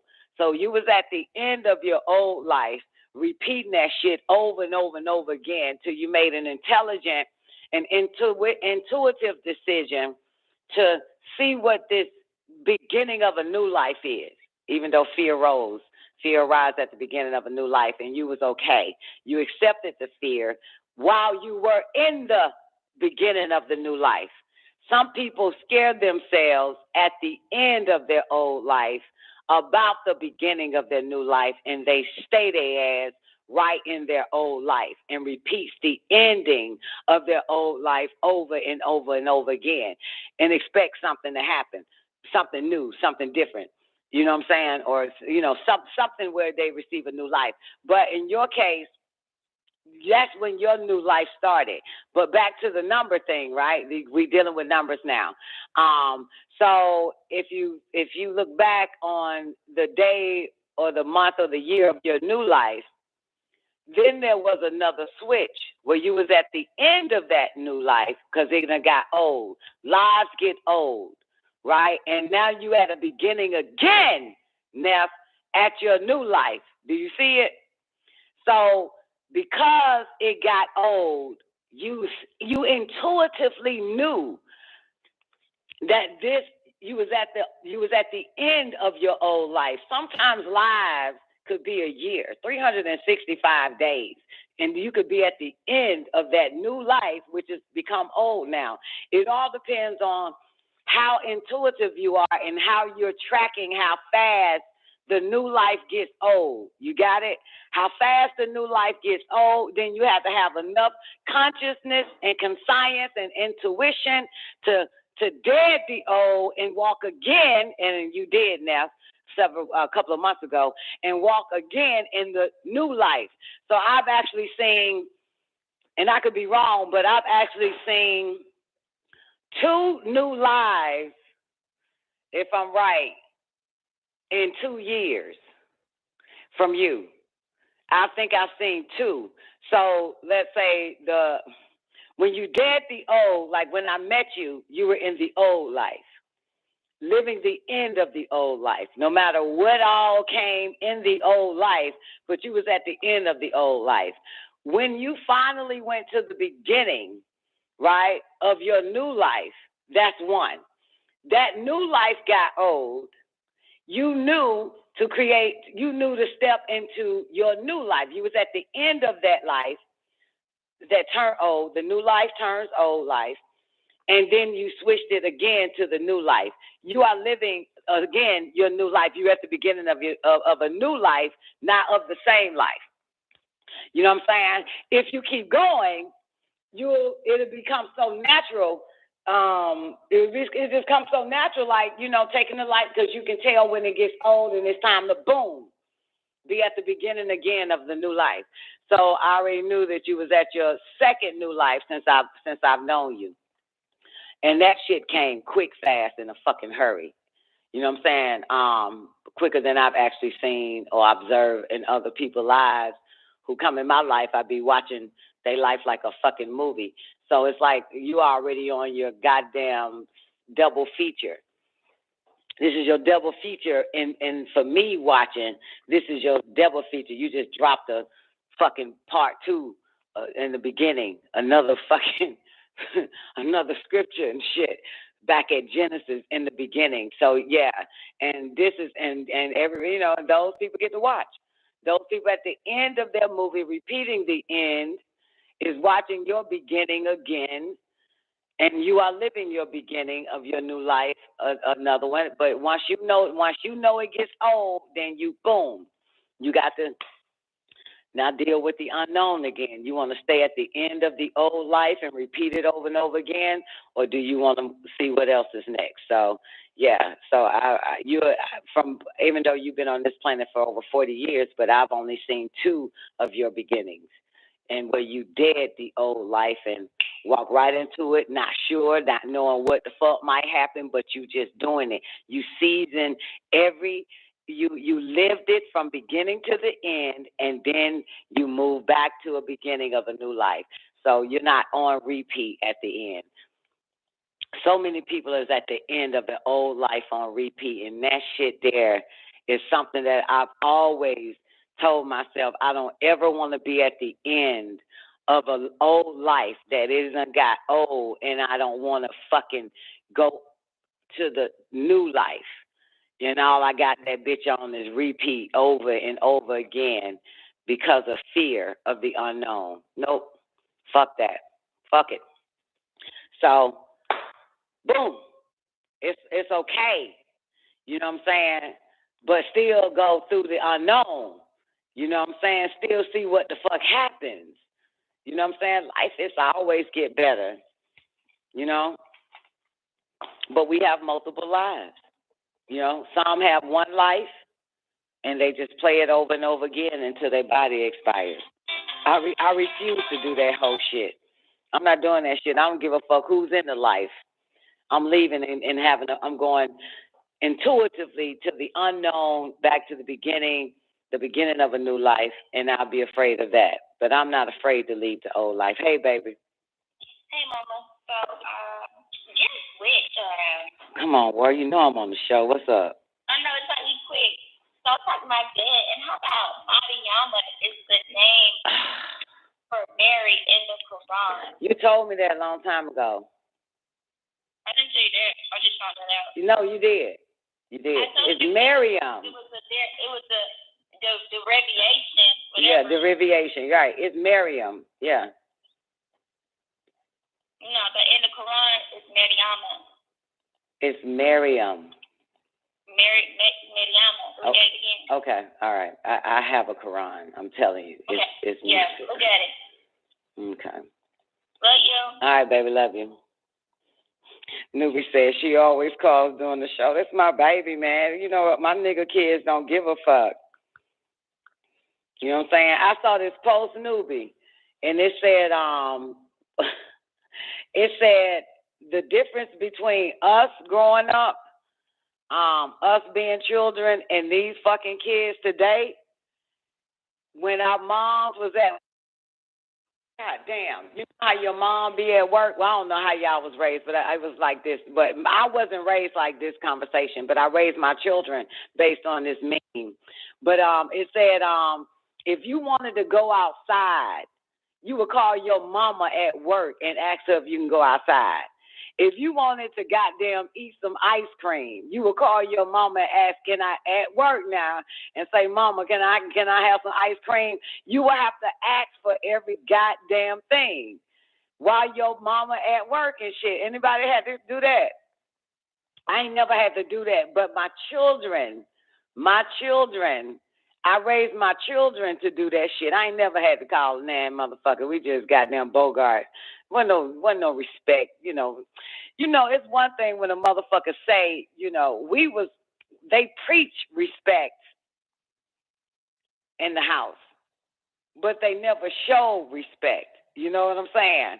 So I taught what respect is to my children. So they would call me. They could, boy, if it was anything in the refrigerator. I got my little babies on 13 years of the shows calling, interrupting, saying, Mama, can I have your salt and vinegar potato chips? I was like, yeah, you can have it. Or no. They will have to ask. Don't matter. You're going to have to fucking ask. It ain't yours. You have to learn to ask, Mom, can I go outside? So they did that shit. I've never had to ask my parents to do a goddamn thing. None of that shit was put there. You know what I'm saying? But it's interesting that but it showed that shit, newbie, that you call your mama all day long at work asking for shit. Like, can I go in your room and watch TV? You know, your mama at work and shit. Can I go in your room and watch TV? Mama, can I goddamn, you know what I'm saying? Can I make me an egg sandwich and shit? Can I make me a sandwich? I mean, all this type of shit they would have to ask, right, Sadia? Yeah, it was cute though, nice little meme. And I said, damn, I ain't never had to ask, but my babies do. My babies do. That's why I don't mind, because I'm so used to them asking for everything. Mom, can I go in your room and take a nap? Because I can't goddamn. Not yeah. It was always level of asking. You have to ask. I don't give a fuck where I'm at, what I'm doing, but you have to learn to ask, because this ain't your house. None of this shit in here belong to you, motherfucker. So you ain't got no free range around this bitch. And so they all know that shit. They all know that shit. Damn mine, even though mine 90s and millennium babies, nah, they don't just go in no damn kitchen. I will fuck even if I'm in the house, they know to still come and ask me. Even if I'm in the house, they know to ask me. You gotta ask me, because none of this shit yours. You gotta ask. And if I say no, you got to be okay about it. So yeah. It's interesting. It's interesting the difference. Because I don't know what these kids today are doing, because I don't have any. You know what I'm saying? But they were saying, children, when we were growing up, we called our mama all the time at work asking for shit. But I've never called my mama, but my children call. Okay, that's for you, Sadia. So your babies be calling and texting. Well, now they can just text you and ask, right? Yeah. So you enforce that shit in with your baby, Sadia. That's good. I think that is one of the most important things right there, man. Like, I don't give a fuck what you want to do. You better call me first. Text me, call me. I don't give a fuck where I'm at. I could be fucking dick in my mouth. Call me. I'll stop. Answer. What you want? Okay, yeah, you can have it. Go ahead. Yeah, that shit big, but yeah. So, but that's how a lot of the children was when we were growing up, except for me, because my mom and dad there wasn't no stability around there in that goddamn house. Well, they just believe in beating your ass and then say, I don't know why you acting like this. No stability, no structure. Well, no structure in this bitch. Get damn, you gotta lay down some structure around this motherfucker. Don't beat us. You ain't give us a structure. You give us a structure, then beat our ass. But you ain't no structure around this bitch. So they didn't give us no structure. And then as far as the kitchen was concerned, we just go in there and get whatever we want up out of that bitch, and that's it. And here's my father being the head of the goddamn house, Sadia. He decides to put a lock on the refrigerator rather than give us structure. You see what I'm saying? So now we got a big ass lock on our refrigerator while these motherfuckers gone for 12, 15, 20 goddamn hours. Like, all you have to do is give us some structure. For real, newbie, this his idea. This way you let a goddamn man run shit. Well, yeah. One like that. Like, goddamn, just say what we can go into and what we can't have. So what they did was he locked the refrigerator up, put a bolt lock on the refrigerator. Not a bolt lock, like a storage lock, them huge ass locks, and you put it around two handles and lock that bitch. And left a pitcher of fucking water on the counter. Yeah, instead of giving stability. I've never had, just tell us what we can and cannot have, goddamn. You know what I'm saying? Just tell us, don't eat this, but you can have that. But no structure. So, boom. We had a lock on the damn door. On the refrigerator door, man. Shit, because, Mr. Bright ass ideas and shit. So, but I only relate to the meme because my babies do that shit, and still to this day, and I do not mind it at all. I do not mind it. I don't give a fuck what I'm doing. I don't give a shit if I'm having a conversation with God. My babies, and they know it. I told them I'll be having a conversation with God at 1:50 in the afternoon on a Monday. They don't give a fuck. If they need me, goddamn, they like, man, fuck that conversation with God, goddamn. Mama. Can I eat your potato chips? Yeah. So, what you mean keeps me relevant? Nah, that ain't it, boo. You know what I'm saying? In their lives. Nigga, I had structure, man. As long as there wasn't no man in the fucking house, nigga, I had my shit together. You feel me? I'm just saying, my shit run like a business around that bitch. You feel me? Goddamn, my baby would come and be like, I need to sign these papers. I'm at the goddamn corporate office at the CEO at the top, sign the papers, then I'm on my way. I run my shit like a business, baby. You know what I'm saying? I run my house like a business, man. These my little employees and shit, motherfucker. Goddamn, I can't do it with no nigga, man. The nigga, I don't know what niggas be thinking. I don't know what the hell you doing in here trying to goddamn change some shit up. This is a family business, bruh. We've been running it like this for a long time and shit. This is how we do it around this motherfucker. Coming here fucking up our order of operations around this bitch. So yeah, baby. Goddamn. I'm talking about. But that's over with now, newbie. Goddamn shit. All my babies got their own little situation now. I'm fucking crazy. But they still need a player like myself, because, you know, shit. You know what I'm talking about? What up, Dominic? Sadia, say it loud for the people in the back. We know what we doing, bitch. Dominic, what you talking about? They did not know any other way to handle that situation. Both parents very young. Who said that shit? Nigga, I had my children when I was 15. My mom and dad was damn near knocking at 30s by the time I was born. That's no excuse. They just fucked up and ignorant. Tell them I said it. You know what I'm saying? That's why, you know what I'm saying, when a parent get a certain age and shit, they be thinking like they did everything wrong and shit. Yeah, you did, because you're ignorant.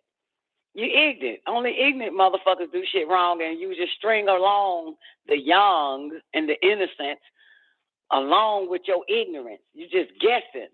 Like, you just fucking guessing. You need to think this shit all the way through. You need to think this shit out first. Goddamn, you don't just get a lock. You know what I'm saying? But my dad was known for just getting locks, man. And the house got broken into. This nigga bought 7 more doors to put in front of the front door and the screen lock and another lock. Like, nigga, it's time to move, bitch. All these doors on top of doors that ain't the answer, man, of the fucking house. The answer is move to a safer community, motherfucker. Locking shit, it does not solve the fucking problem that crime is running rapid. You know what I'm saying? You hear me? So, like, I studied my dad. I rarely could study my mom because, you know, she ain't really doing shit but cooking. That's the truth, cooking and cleaning. So, it was in the 80s and we in Maryland, and that's when the first car phones popped up. So my dad went and got a car phone.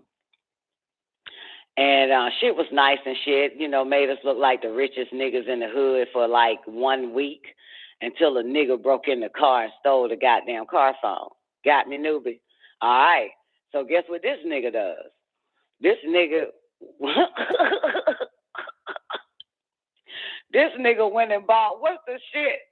I'm telling you, he's just out of just a fucking mentality. So this nigga went and bought the steering wheel lock. You got it. He went and bought the steering wheel lock. That's at that point, that's when they start selling those steering wheel locks so a nigga won't steal your car with the club. Yeah, that shit. Like, nigga, it's your phone that's gone. So he went and got the club on his steering wheel. It don't make sense, boo. The area has got bad. It's time to move. Still didn't get it. He just think buying locks is, you know, external security is going to keep crime away. Get the fuck out of here. So, and of course, we as children, prior to moving to Maryland, he figures we're the criminals that's raiding the refrigerator, so this nigga get a club on the goddamn refrigerator, though. He put a club on that bitch. This nigga didn't want us in my mom's room, so he went and put a club on the door in her room and shit. big ass bolt lock on her fucking door. It, man believes his house is his though, but nigga, you ain't even there all the fucking time, especially if you got a job, nigga. But anyway, so he put a club on the goddamn my mama room though and shit. Like, are you fucking kidding me? Just everything got a lock on that motherfucker, thinking that's gonna stop criminals. Cause it damn sure didn't stop me going in my mama room. I kicked the damn lock, the door in to get in my mama room. So that shit don't just get rid of the bad kids. So he decided to get rid of the bad kids. That was their idea now, newbie. That was my mom and my dad idea, is to get rid of the bad kids. You know what that means, right? So that means they sent me to go live with a woman that really changed my life for the better, and sent my brothers to a group home or some shit. Not like a group home, but it's like a home and shit. Ain't that some shit? This is their solutions and shit, right?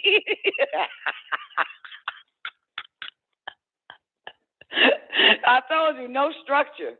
No structure at all, man. No structure, man. The problem is the kids. Let's just drop them off, drop the boys off to live with some strangers, and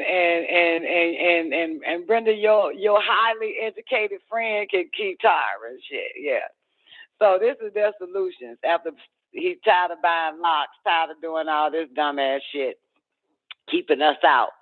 You know what I'm saying? So he got rid of us and shit. He got rid of the children. That shit, that funny as fuck. This is his solution.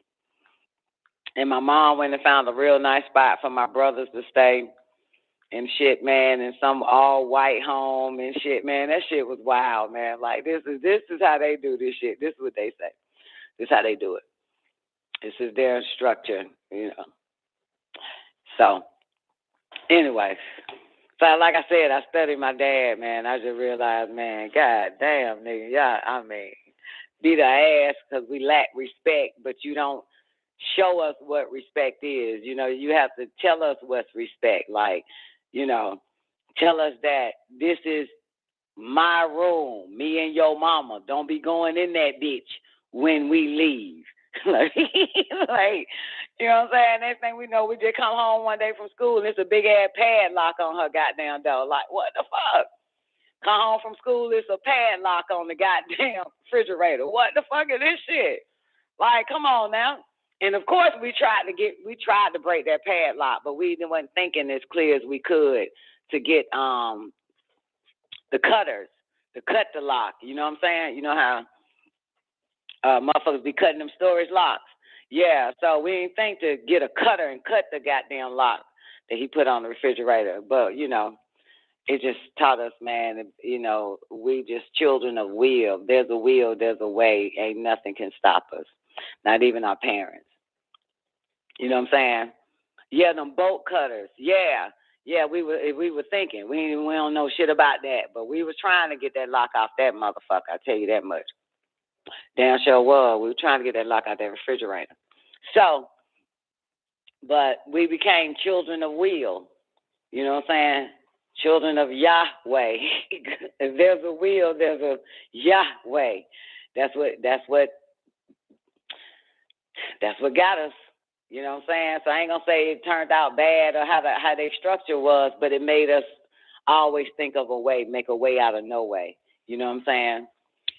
You know, even go, you know, whatever situations or obstacles or brick walls my mom and dad put at us, we knocked down them fucking walls. You got us fucked up.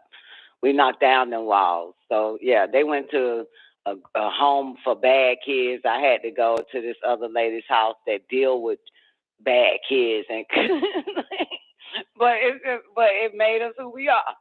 Goddamn, nothing can stop us. Goddamn it, nothing can stop us. Goddamn it, you know, nothing can get in our way. We'll knock that motherfucker down. We have no respect or no fear You know what I'm saying? We wasn't afraid of our mom and dad or, you know what I'm saying, no matter what. So we knocked them walls down, man. It can't nothing get in our way.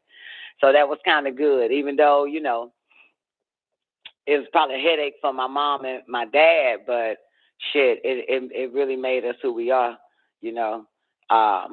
Yeah, I mean, especially if you got a brother that's been blind since he was a little boy and nothing stops him. You know what I'm saying? Nothing is in Bodie way. Nothing can get it because this is how we were raised, man. Anything in our way, we knock that shit down. No respect for it, no nothing, just because we on a mission. You know what I'm saying? We on a mission. We don't play that shit. This is how we were raised. You know, had to figure out how to get in that refrigerator. We had to figure out how to do all that type of shit. You know what I'm saying? So it's made us who we are today. This is why nothing can stop us. Nothing, no one, no place. You know what I'm saying? No nothing. If it's an idea, we moving straight forward with it. We're not complainers. You know what I'm saying? We don't complain because there is no such thing as a setback. We don't complain because we never really had a setback because we tried to figure out how to motherfucking seize it. So it made us who we are, baby. You know what I'm talking about? It made us who we are. So, you know, shit, you know, can't nothing get in our way. Nothing. Don't believe in you know, it can't be possible. Because all the stuff that we had to do to undo what our mom and dad was trying to do to us and shit, we just undid that shit. So starts at home. So I don't see it as bad, man. I saw it that it made us, you know, because the obedience was never there. You know what I'm saying? Which is, I'm so glad, you know. I mean, you could beat our ass and we still going back doing the same goddamn shit we want to do. So the obedience was never there, and I'm so glad because to me, obedience turns you, when you get older, into a conformant. You know what I'm talking about, newbie? You know what I'm saying? To make a child obey, beat a child, it just, I mean, Psalm ends up, but could none of that stop us? And there's no such thing as conforming as you got older. So me being a girl, I became, you know, a problem. You know what I'm saying? A problem in the presence of conformance. Conformance don't understand, can't quite understand you. You know what I'm saying? You get friends. Your friends look at you as crazy because you're not a conformant. You know what I'm saying? You're not obedient. Then you get in relationships. They look at you crazy because you're not a conformant. You're not obedient. And it all starts, you know, it does. A lot of that shit starts at home. You know what I'm saying? It starts to, because, you know, certain children are incredible, their minds, because they'll figure a way out, you know. Parents can end up in a depressive situation. They're supposed to be older, and yet they get depressed because things are not working their way. Well, with some children, there's no such thing as things are not working their way. Their mind is so endless, so limitless, that nothing can stop them no matter what. You know what I'm saying? And that is a non-conformant. You know what I'm saying? They don't see an obstacle right there. You know what I'm saying? They just see that they just have to jump over that motherfucker, not go further, just stay where they at. So it all depends on, you know, we weren't taught this. It was just we had to live it. You know what I'm saying, newbie? We had to live like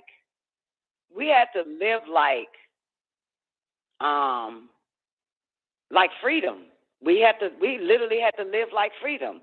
We had to break every motherfucking law on the do nots. We broke every law on do nots with my mom and dad. My brothers eventually started to do, but I broke every fucking law. Don't do this, don't do that. Man, fuck, you got me fucked up. You know what I'm saying? Stay here, don't go. Man, you got me fucked up. Like, so it makes it difficult, you know what I'm saying, when you get older, because, you know, motherfuckers can't really pinpoint why you just can't conform, why you got to do shit your way, Why it always got to be your say and shit? Because the way it was set up, we never had a say. So we had to make a way. You know what I'm saying? So we didn't have a say. You know, like children, shut the fuck up when we talking, you don't say nothing. So we never had a say. So we had to make a way.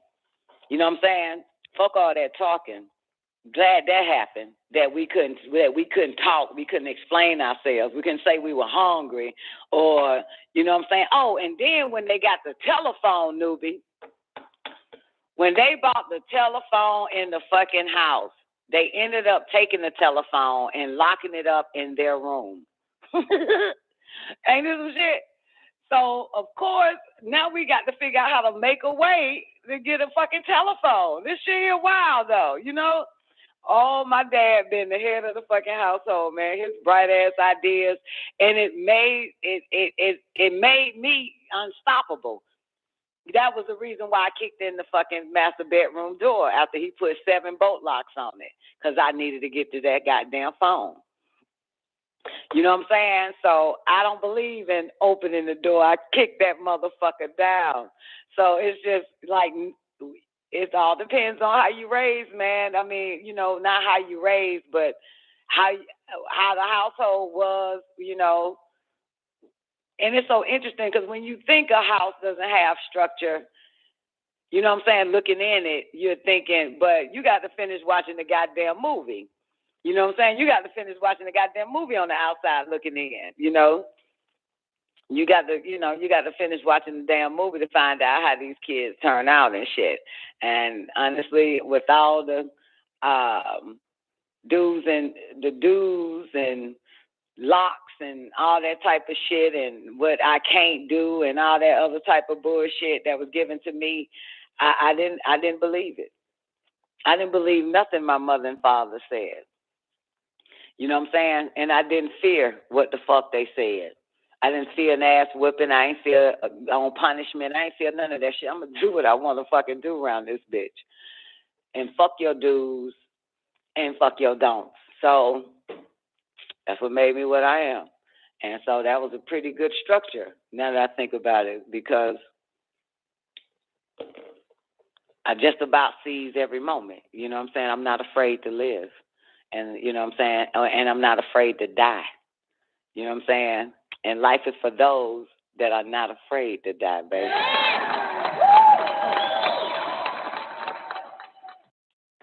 I don't know how we got on that shit. But anyway, great day, She-Dog. How you doing today, baby? Hope all is well with you.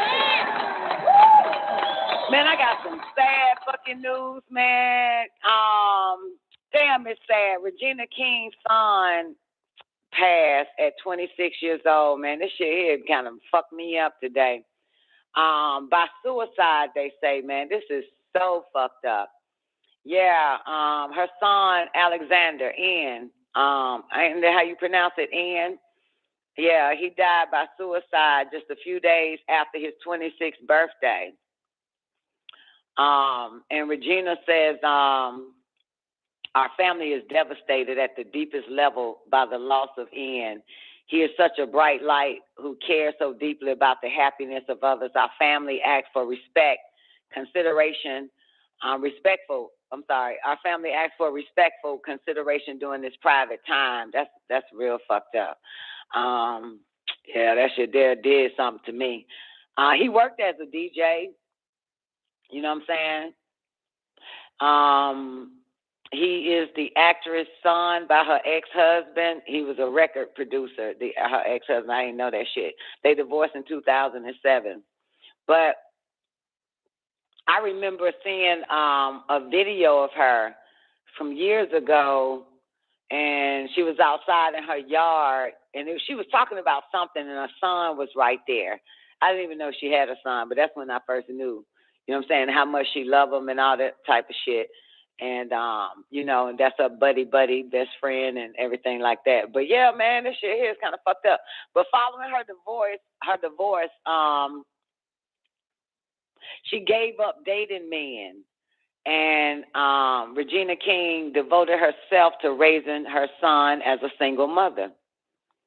Yeah. After her divorce, she said she was done. She's gonna focus on her. But yeah, that was something like that I saw her mention at her house with her son in that video. Anyway, and he the one that escorted her when she won her 4th Emmy Award for Outstanding Lead Actress in Watchmen, and that damn Watchmen was so fucking good. That Watchmen was so goddamn good, man. When that season went off, I said they are not finna come out with a season 2. This shit too much too. They ain't doing that. That Watchmen was good. I might end up having to watch Watchmen again. That shit was so fucking good.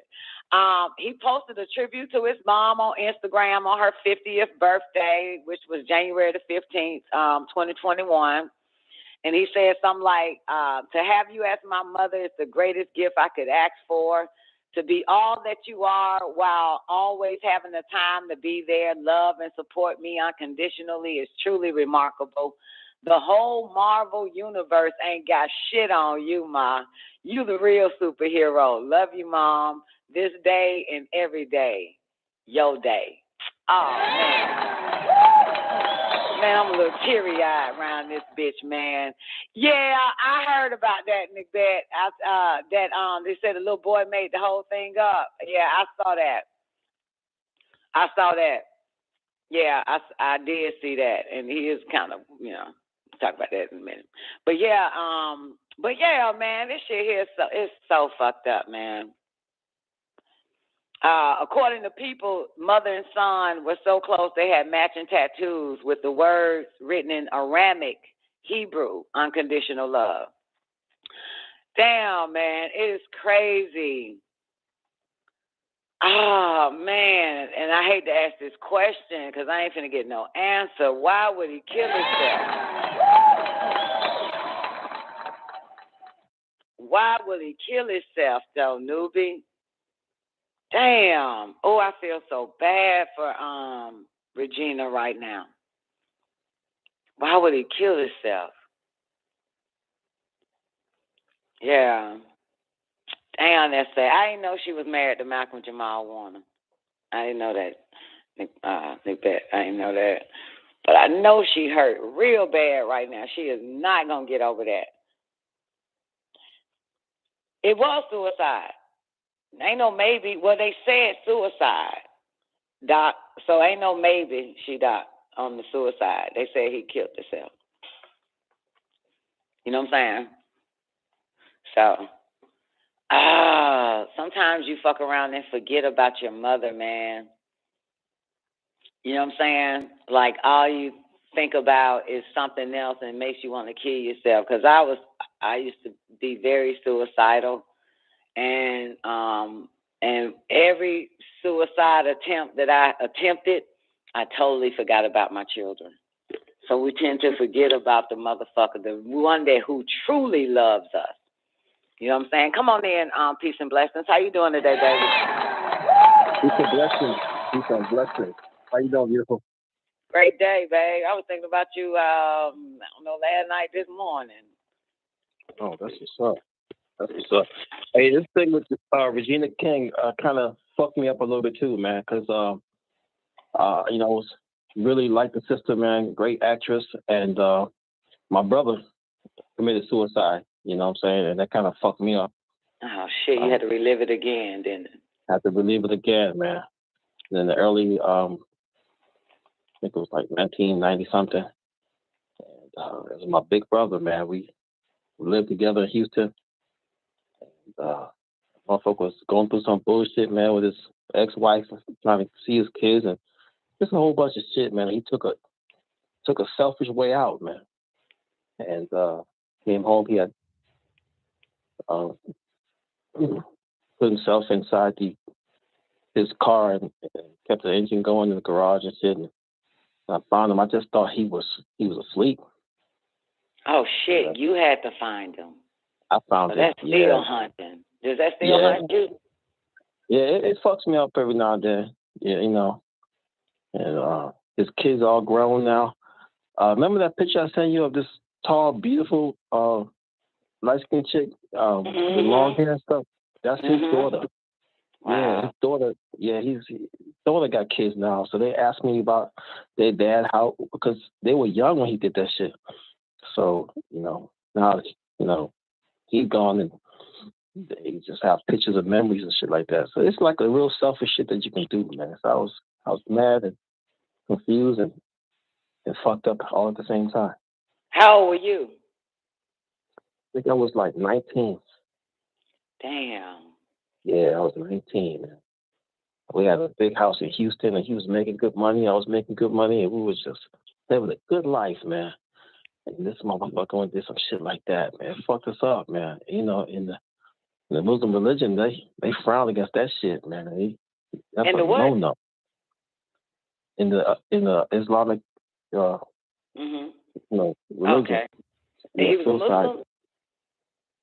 Oh, we always raised Muslims, but he did his own thing and shit. He was wild too. We just, we all branched off and did our own thing. Yeah. Oh.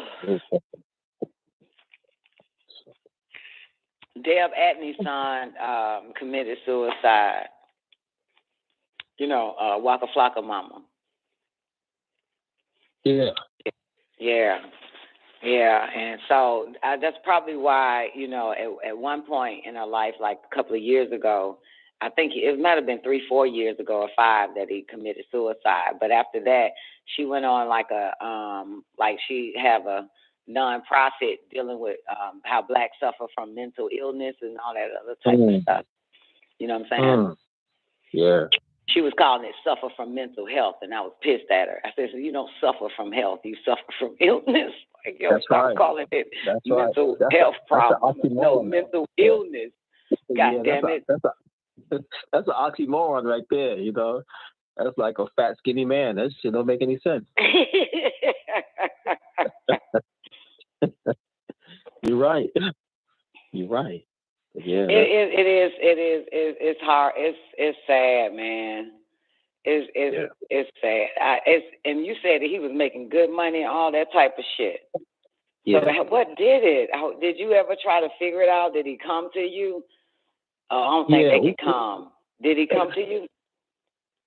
They don't come, do they? Suicide people. I don't think so.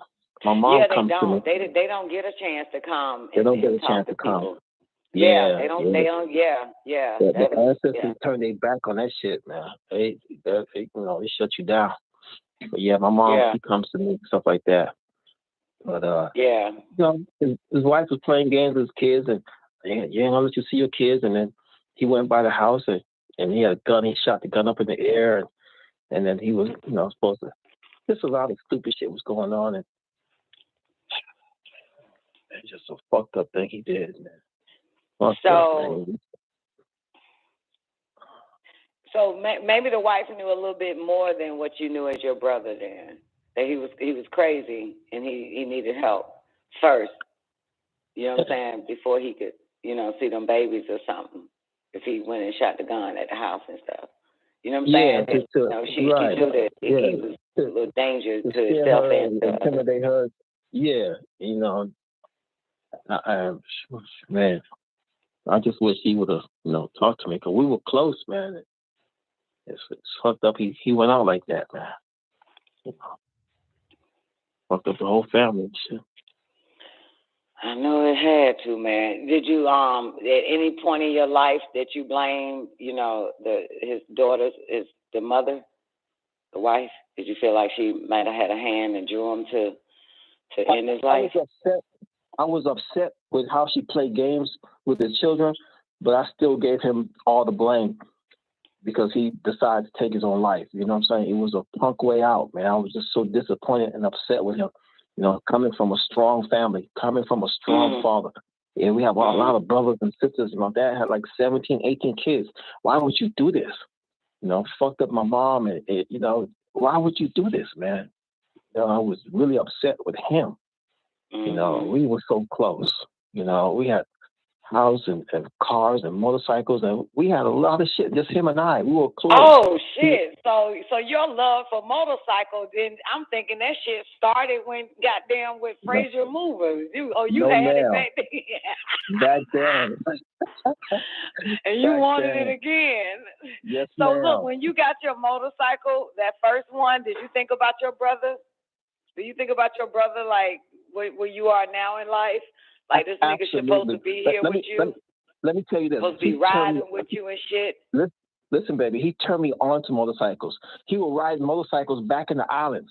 He had the baddest motorcycle on the island. They knew him from his motorcycles. So he turned me on to that shit. So when we moved to the States, I got me a bike. You know, he told me how to ride. I got my license. He turned me man, you think about him all the time. Yeah, man. And the dude, he was a big Luther fan. So he would dress like Luther. And I'm a big Prince fan, and we would go back and forth. Man, fuck Luther. Man, fuck Prince. Oh, shit. We would go back and forth. He'd be like, Prince is a faggot. No, nigga, he just dressed like a faggot. Luther is a faggot. He looked like he sucked dick.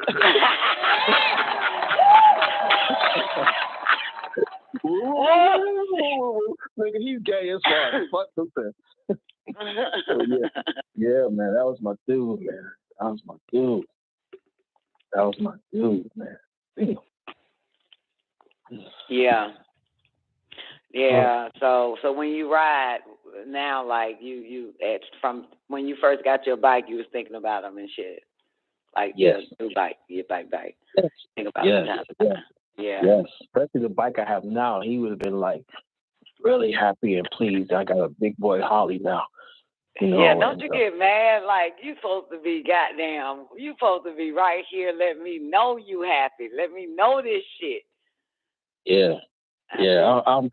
I'm upset. I'm happy. I'm like, sometimes I wonder if he was still here. I mean, we would have been billionaires because the dude was a money-making machine.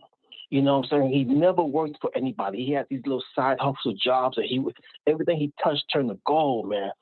And I was just like, shit, I got to up my game. But look at my brother, man. You know, he came from, don't fuck with the white man for nothing, nigga. Go out there and get your own shit. So we had businesses and had this and had that. Then he's going to fucking take his own shit. Fuck. And I had to find him and shit. And then even when they took him to the hospital, I was like, nigga, get up. Wake up. I was like in denial that he was gone. I was in denial that he was dead. He just looked like he was sleeping. Nigga, get up. Let's go, man. We got shit to do. What the fuck? Come on. And it hit me that he was gone. Fuck this up. Did you ever think that maybe somebody killed him? Somebody put him in that car? And forced him to do it? There was speculation of that. There was speculation from other family members, but he left a note, and I was there with him, and you know he took his fucking life, man. You don't think he was forced by gunpoint to write the note? No. I watch a lot of movies like that. They make him write the note and they put him in the car. I wish that would have been the case, but nah, man. He just took the punk way out and just took his own shit. Mm-hmm. Yeah. And there's no way of knowing why. I have an idea. He didn't want to go to jail. He had a fear of jail and prison. So when he shot up his ex-wife's house, and he had to go to trial, and he figured he was going to jail, and he didn't want to deal. He was going to lose his kids forever. And a bunch of shit was in his mind, and he went and got drunk and got high. And I think he thought about doing that, but with the alcohol and the shit he was taking, he might have fell asleep and he couldn't back out now. The car's running, you're in the driveway, you're in the garage. Nigga, there's a point of no return. He took his own shit. Oh, okay, so he, you say he wrote a note too then, didn't you? Left a note. Oh, yeah, okay. Because, all right, because he didn't want to go to jail. I'm with that. I'll slit my own throat. Yeah, that's why, we have insurance policy and everything. They're like, nah, we can't fuck with you because that nigga left a note, and that's suicide. Because everybody was like, man, somebody killed him, man. He got too much going on to take his own life. And he remarried. So his ex, his new wife, found a note. And she turned that note in, because if she didn't find a note, the insurance would have paid up. But they're like, no, that's suicide right there. That was an open and closed case right there. Wow. Yeah. Damn. I did not know that, but I know sometimes you'll post this picture up and tell them that you miss them and shit. I saw that, but I didn't know that he passed from suicide. Yeah. He was something else, man. This motherfucker was something else. He would have been powerful, man. This thing would have been a mover and a shaker, man. From a young cat, he was just mischievous. As a young age, we had a bunch of brothers, but that one right there, he was the one that would call the fire department, and when they come down, he'd be on the top of the roof with a BB gun shooting them motherfuckers and shit. He was the one that would take X-Lax and feed it to the birds so their stomach can explode and shit. He didn't give a fuck as a child. He was just reckless, man. He was the one that had clippers and would give me my first haircut and fuck up my head. And then had to break his piggy bank and send me to the barbershop before my parents got home, He was the one that gave my little brother Nicoleone because he wouldn't shut the fuck up. You know what I'm saying? Because he watched a commercial. That should make him go to sleep. He threw up that green shit all over the place. He was something else, man. But he was a good dude, man. He was a good brother. I love him and I miss him. And I'm mad that he took his own life. I'm mad that he didn't come to me to work this shit out. I'm mad that he was strong enough to fight through this shit, man. I was mad. How would you do that? It wasn't about you, man. My mom was fucked up. My dad was fucked up. Your kids are fucked up. He was a ladies' man, too. That motherfucker used to dress like Luther and shit. All the women loved him. Why would you do that? Why would you do that? Wow. Now I'm telling your kids stories and your grandkids. I'm giving them stories about, how funny you were because their mom didn't tell them shit, but he just, the negative shit. But this dude was powerful, man. He was a revolutionary. He was a strong dude, but not strong enough to fight that shit off, that demon. He was a fun-loving dude, man. Loved everybody. Good dude, man, to be around. Now I got to tell your kids how you were because they never met you.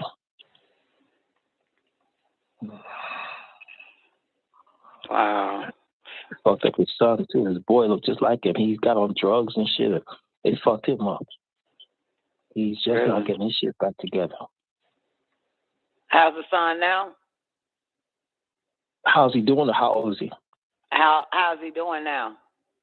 He's doing much better. He got a job. He working at the post office. He's no longer drinking. He got his shit together, man. He got his shit together. They fucked him up for a long time. And how old is he? He would be probably in his late 30s. Oh, okay. So he's fighting. Yeah. He's a good place. He's in a good place now because he was fucked up for a long time. Reckless. But he's in a good place now. Yeah, man. Suicide shit. So what state they in? They not in Georgia, are they? No. They're in Houston. Oh, okay. Before I came to Atlanta, I lived in Houston. And all this happened in Houston. And so what made you come to Atlanta? My dad lived here, and he had a moving company. And then, diabetes, he lost one of his legs. And he's like, "Man, come to Atlanta, help me with my moving company." So I came to Atlanta and took over his moving company. Because he had a bunch of crackheads and shit working for his shit. And I just had to clean that shit up and kept it going. And when he died, his wife, she took over everything, but she sold everything. So I had to start my shit from scratch on up. She said, "No, let's keep it going. You just run the books. I run the company." My dad had like 6, 7 trucks. My dad was a powerful businessman. We had a restaurant.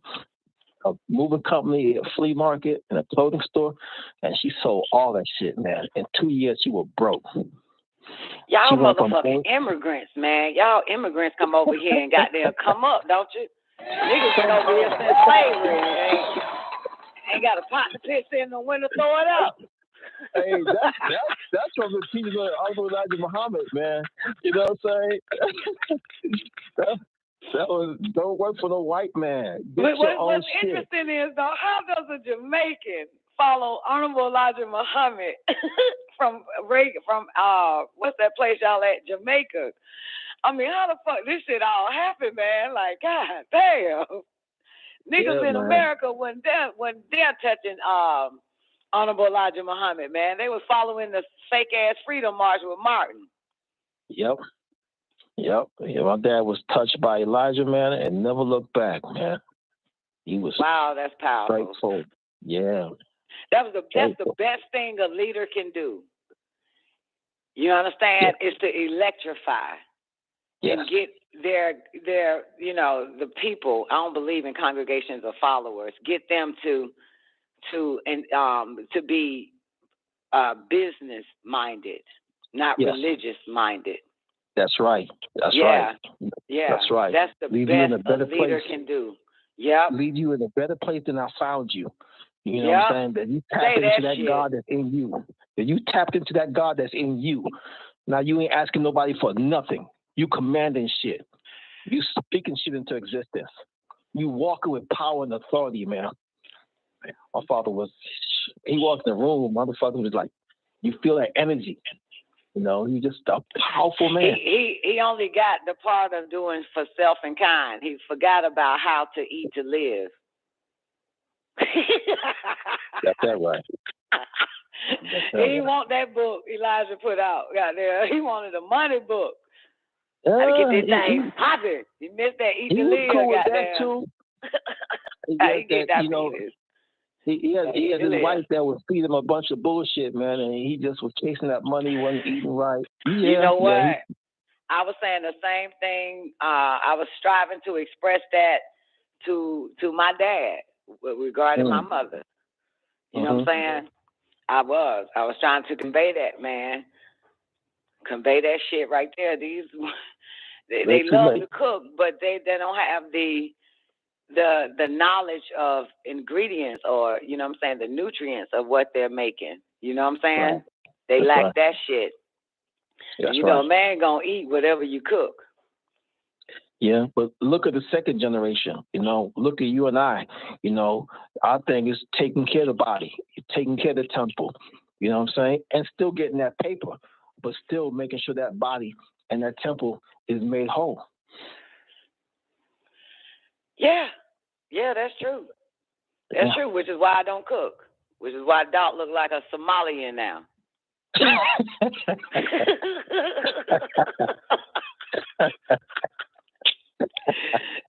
Goddamn shit. Why he trying to poison the family? Goddamn, this shit there, boy. When I first met him, he was skinny, man. He's skinnier now. Yeah. Now, when I met Doc was fat as fuck, man. Doc was huge, but Doc was dropping off. You know what I'm saying? Because he had no choice. You know what I'm saying? He was living off of ketchup when I met the nigga. That's funny. You know what I'm saying? But prior to that, he was a fat ass motherfucker. He was fat. I saw some of his like old license and hospital ID and shit. I was like, God damn, he's a big black fat nigga. Goddamn. But yeah, it's amazing when you hard on your luck, man. You just gotta live off of ketchup, and that's gonna goddamn the cells got time to eat up all the fat. Yeah, man. Some of these crackheads and got 6-packs in great shape. And them motherfuckers walk a mile and shit, all up and down the streets and shit. You know. Yeah, you never see a crackhead with diabetes because they always walking. No, they always walking. You don't see a fat crackhead too often. You'll never see a crackhead ain't got no legs. Nope. Because diabetes ate it. That'll never happen. Motherfuckers, no, they walk. They walk. No, they walking. Goddamn, they serious about that shit. Love it. Walk. Love every bit of it. They don't never ask you for a ride. They just ask you for a goddamn cigarette or $2. That's it. Yeah. Yeah. Well, shit, man. That's powerful. I'm glad we switched it to your father, man. That shit there is incredible. So, how did he find Honorable Elijah Muhammad? Do you know? Was it in Jamaica or when he went to America? No, he moved to New York. When he married my mom, they moved to New York. Had a bunch of kids. Then he had a restaurant in New York. He ran into Malcolm and then ran into Elijah. And he was Elijah's bodyguard for a little while, too. He used to tell me stories, man. He's like how small he was. Elijah Muhammad is a small stature man. And they picked big brothers to be around him. And my dad was one of them because he was like 6'5", 275, dark skin, big Shaka Zulu black motherfucker. And he was like, he said, Elijah would say, if anything break off, give me some room so I could throw some punches. This is what Elijah would say. He was like a little bitty man. Anything break off, give me some room. I want to throw some punches too. So he had a sense of humor and a small stature man. But yeah, my dad. You like Elijah, don't you? I love that man. They should make a movie about it, man.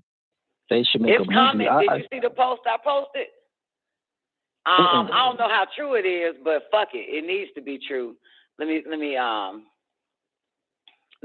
go to it. They said that scientists let me find it. Hold up. It said that I gotta stop posting all these dumbass videos, man. It said that hold on. Almost there. All my dumbass videos. Scientists now support Elijah Muhammad's story of creation of Caucasian race around 6,000 years ago. Wow. Yep. We knew that. For them to admit it, I'm just wild off of them admitting it, not the fact that it's true. We knew it was true. And them motherfuckers knew it was true too. They did. They knew it was true. But they what they do is aggrandize their race, you know what I'm saying, for the confidence and the what's another word, self-esteem, you know what I'm saying, that their race need. Yes. Yeah. So they kept that, but they show it a lot though. They'll even tell you since the caveman days and shit like that. And all you see is goddamn white nasty ass cavemen. So but as far as their 6,000 years is when they started, how long they've been here. You know what I'm saying? And through civilization, like Honorable Elijah Muhammad said, we are the civilizers. We had to civilize their ass. Teach them. Clean them up and have them to walk upright because they was walking on all fours and shit. So all that. So this is what they're saying. Like, you know what I'm saying? They are in this article, they're saying that scientists now support Elijah Muhammad's story of creation of the Caucasian race around 6,000 years ago. Yeah. So. Yeah, they're going to have to accept it, you know what I'm saying, or support it because it's the truth. Because they don't really have they can't go far back further than 6,000. They know that they get stuck at 6,000 prior to, let's say, during Honorable Elijah Muhammad days and before there was an Honorable Elijah Muhammad, they kept getting stuck. They didn't want to admit, you know what I'm saying? Yeah, and some of them is lying too, as a matter of fact. Some of them lied and said that the Dominican Republic is some old one of them motherfucking black dominated countries. Got their independence or some old shit from some cracker race of country. I can't remember it now, but the article said this so-called Caucasian country that I think is the Dominican Republic or another one. I got to find out. I got to remember. But anyway. They said that they've been reigning for over, what they say, 300,000 years or 3,000 years, and we know that's not true. Yeah, so some are lying saying that this how long the Caucasian race been ruling or reigning. That's a damn lie. Even 3,000 years is a damn lie. That's a lie. Yeah. That's Yeah, because civilization take a long goddamn time, okay, to civilize these beasts. Yeah. The white Moors know that they came from the caves of Europe. They know that they know they can't tell it. They can't speak the truth, but they know they came from fucking, we raped them up and we taught them how to read and all that shit. Yeah, they know. yeah, and they were a science experiment. They were also a lab experiment. They was created just like, Honorable Elijah Muhammad said, by Yaqub. Yaqub, right. Right, for them dummies. Yeah. Right. Black man's your God, Mr. White Man. Black man created you. Yeah. They should make a movie, man. They really should make a movie. Because your average young brother, don't know too much about Elijah, how powerful he was and the stuff that he did. And, we had our own shit going on and not just talked it, but lived it. One thing to say, hey, don't fuck with the white man. But it's something else to provide means where you don't have to fuck with the white man. So somebody should do a movie with this shit, man. Me and you need to put our money together and make a movie for. No, you put your money on the table. Now produce it and direct it. There we go. Who we gonna get to do Elijah? The guy that did Malcolm X in that movie? Hell no. Okay. The short ass. It's plenty of little short, light skinned. Low budget niggas we can use. Plenty of them, man. We can get anybody to do Elijah Muhammad, man. Some old short midget. We can get anybody to do an Honorable Elijah Muhammad movie, man. Yeah, do a short. And yeah, they really kept this nigga quiet throughout our story. You know what I'm saying? Yeah. The Caucasians, they big up Malcolm and Martin and shit. Yeah. You know what I'm saying? Yeah. They finally did a movie, that Black Messiah, the Black Judas, with Fred. You know how the COINTELPRO infiltrated and had that man killed during that time. But they really wanted to keep Elijah quiet because it was a real revolution, and that revolution was economics. That's right. It was an economic revolution, as well as a taking back our righteous mind movement too. That's right. You know what I'm saying? Don't let this white man get in your mind again. And at the same time, simultaneously, Martin was the white man getting back in black people's mind, talking about freedom. And for a long time, I thought they were doing a march for freedom, but they was doing a march for slavery, put us back in slavery with you. So these people left their businesses, their lands, all types of shit for this motherfucker. Yep. And when he started speaking that real shit, that's when they took him out. But yeah, anytime they mention Elijah Muhammad, it's gonna be like, oh, he had a bunch of women and he's fucking the secretary and this and that. That's how they wanted it. That's how they wanted it. That's how they wanted it. Yeah. Yep. That's how they wanted it. Meanwhile, the same person that's saying Elijah Muhammad had a bunch of women and fucking his secretary and everything like that, that same man is fucking a whole bunch of bitches. They're saying that shit. Yep. While working for the white man. While working for the white man. Yep. Shit. Yep. Exactly but that's Islam. But that's some write it off as Islam because I was listening to some of them old Imam Isa tapes, and so in America they gave the impression that more than one wife came from that Muslim doctrine. Mm-hmm. So this back in the 80s, of course, and they questioned it. Negroes coming up to Imam Isa, Dr. York, questioning him on all these damn wives and shit like that. And Dr. York had to take these same niggas to the goddamn Bible and show them how Abraham had more than one wife and Solomon and all the rest of them. He said, "This is not a goddamn Islam shit. No, it's not. This goes in Genesis. This is all in your Bible. Genesis, motherfucker. The Quran came out later. Islam came after Christianity, motherfucker. Hell is you talking about? Yeah, but Mr. White Man, they put that shit. Niggas don't think.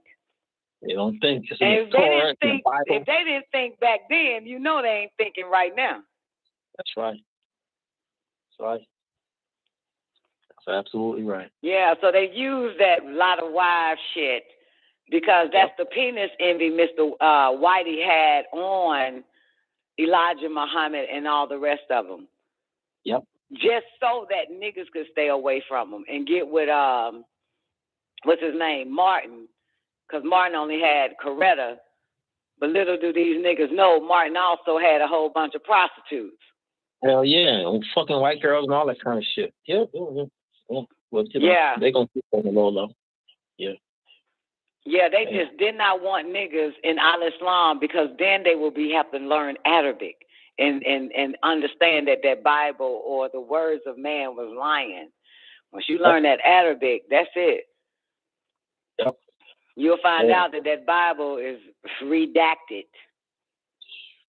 I tell you what, the white man's good at keeping you from peeking behind the curtain, man. You know, they're good at keeping you from peeking behind the curtain because once you see what's behind the curtain, you're not going to fuck with them no more. Right, and another reason why I saw when I was younger that they didn't want black people getting into Al-Islam because the Quran literally says, we would gather the guilty blue eyes. They've already been judged. See, that ain't in the Bible. No. You know what I'm saying? But it says we would gather I said, this is why Mr. Whitey had a problem with niggas going into Islam. Yep. Yeah, because then it'll make Honorable Elijah Muhammad right. The white man is the devil. It even says it in Revelations, but they don't dance with the Revelations, these Christians. But in the Quran, it gives a deep description. That's right. Who the bad guy is. Also in the Bible too, Leviticus, Deuteronomy, a whole bunch of them give you those descriptions, but their pastor don't take them to Leviticus and Deuteronomy to show them who they are. Don't. Yeah. They'll skip over that shit. Yeah. They don't take the niggas at them church, them Baptist church and all that shit and show them, the difference between you and them. All in the scriptures. That's right. Yeah. They'll take you to Paul and to the other little shit to tell you what a woman should be or what a man should be, but they won't describe that you should not mix your seed with this race. And it looks like this and they looks like that. Do not keep your bloodline pure. I tell you all that. They won't tell you no shit like that, though. They go into male and female separation or what the Bible say. Facts. Yeah, that's a motherfucker there. That's how they do it, though. You know what I'm saying? Shit, man. Yeah, man. I like me some Elijah Muhammad, man. The Honorable Elijah Muhammad. Not so fond of Farrakhan. I listen to Farrakhan, you know what I'm saying? He makes some great points, some truthful points, but I'm not fond of him. Yeah, he could rise to the occasion like his daddy, man. Elijah, nobody can. It's hard to fill them shoes right there, man. Yeah, man, because you'll think that is more than the Million Man March. It should be 1 million black businesses in every city, in every town, all land. We need to get our shit back. You know what I'm saying? You got all them people. You got a whole nation. Yeah. It's supposed to be a hell of a lot better. And Honorable Elijah Muhammad, he wasn't the most articulate speaker, but the things that he did, you know what I'm saying? So I take somebody who sound country that doesn't speak. I mean, the nigga from Sanderville, Georgia, man, that nigga there a little geeky. He a ton of geeky. Yeah, he country. Yeah. He dropped out of the 4th grade and shit. You know what I'm saying? But build an empire. You know what I'm saying? Build a $50 million empire in the 50s and the 40s. Come on, man. Mm-hmm. And in the 50s and 40s, a $50 million empire looked like $1 trillion damn dollars. That's a lot of fucking money in the 40s and 50s. That's damn. You might as well say that's valued at $1 trillion during those days. And I love Farrakhan, and I've been around him for many, many years, but he's not the great businessman, because he will put somebody in charge of that who's not qualified for that shit, and then they would run the budget up, and before you know it, they got to close that shit down in 3 or 4 years. So, Elijah was on it, man. Plus, they had a fear for Elijah that you wouldn't fuck up if they gave you a position apart. So, Farrakhan, they're going to get him off the top and put some in their pocket and put his kids in charge of this and family in charge of that, and not quite the best moves to make business-wise. And that's during your days, so they was around your age, those cats, like, they, like that type of age group. Right? Like, the people that you're speaking about. Yeah. It was a little older.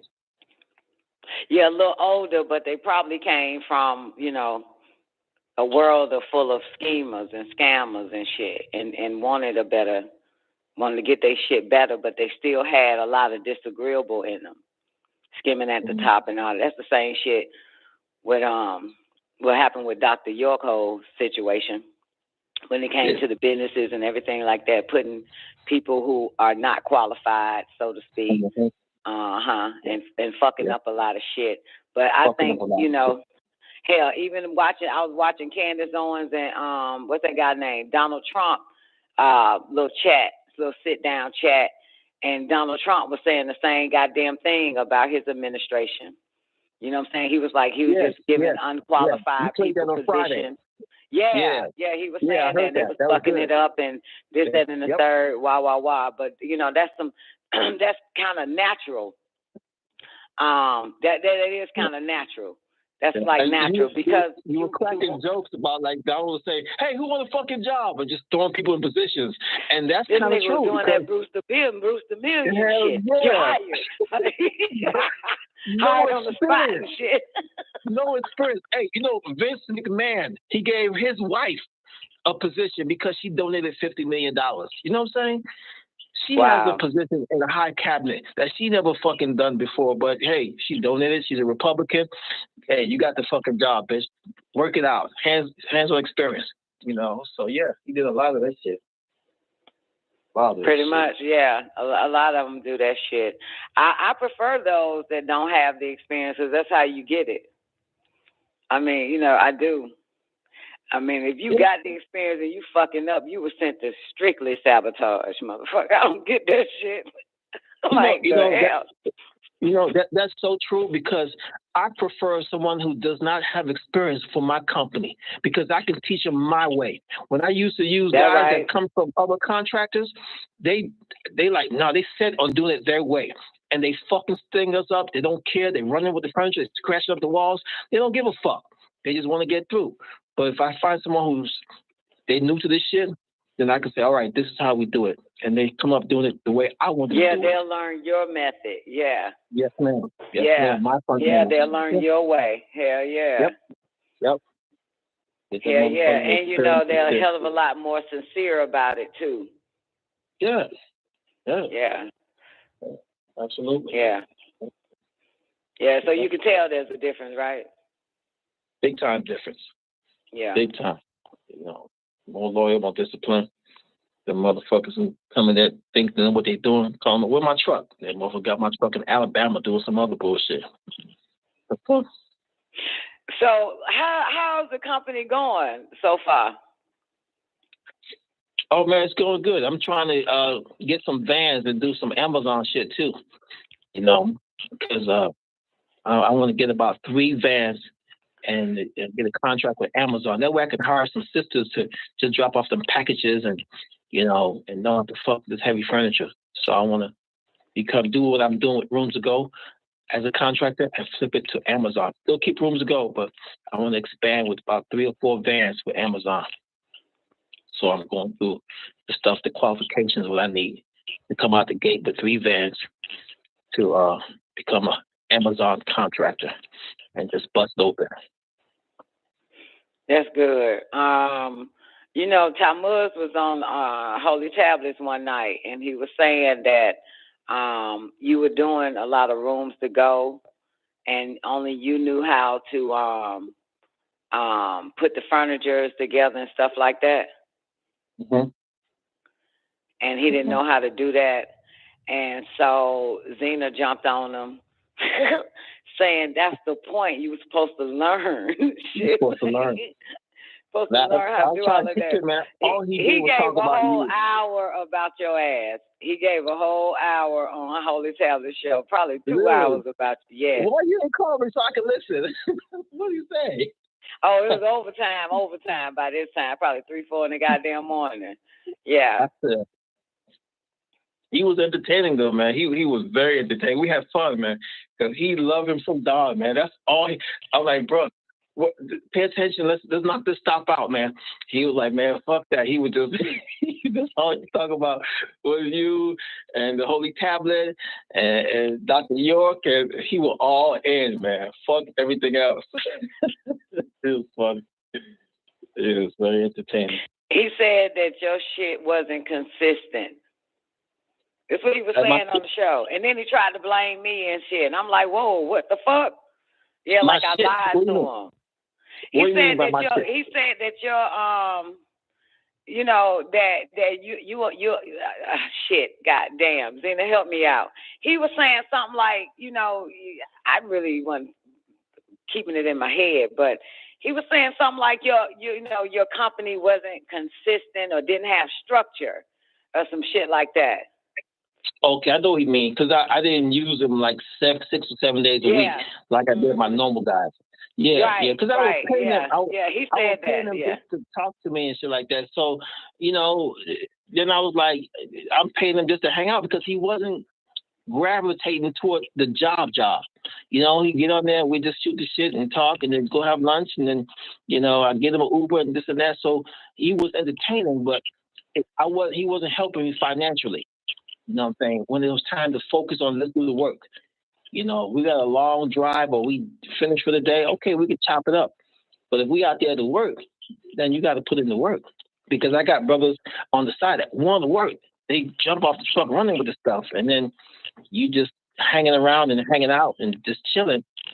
That ain't going to cut it, brother. You're a good dude and everything. Well, he damn sure didn't say that part. Newbie, was you listening to the show that day? Everybody was on. People went to sleep, came back, and shit. Yeah, but he mentioned that part. Of course not. You know, of course not. Because, you know, it's a business, you know, and I got to run it, you know, like a business. If we could chop it up for a little while, but, you know, we still got to get to work, you know, because you're not working for free. You know what I'm saying? I'm paying you. So that's the only issue I have, man. He didn't have a turn-off valve. He was trying to preach and doing the whoppy and shit all day, every day.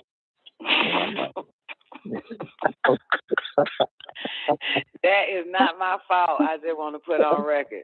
Yeah, so that nigga, he drank the Kool-Aid really hard, boy, because that's all he talked about all day, you know what I'm saying? And the young cat, Dakari, that was at your house helping me move, you know, he asked a good question, man. He was like, hey, peace and blessings, man, why you ain't hook this guy up with the Don Nicoleone show, you know? And I'm like, you know, since he's been with you that long. And I'm like, you know, this dude is, you know, kind of emotional. I see how he is when certain people talk to him. Plus, he's good at working with me. You know what I'm saying? So I want to keep him where he don't work. It's not. He see me on the show, you know, with my headphones on, got on speaker and shit, jumping in and out. So he asked no questions and shit. So I can't make somebody, you know, digest this. This ain't for everybody. You know, I love it. I can handle it. You know, a lot of people can't handle that shit. You know. Well, I'm different now. I'm not the same as back then.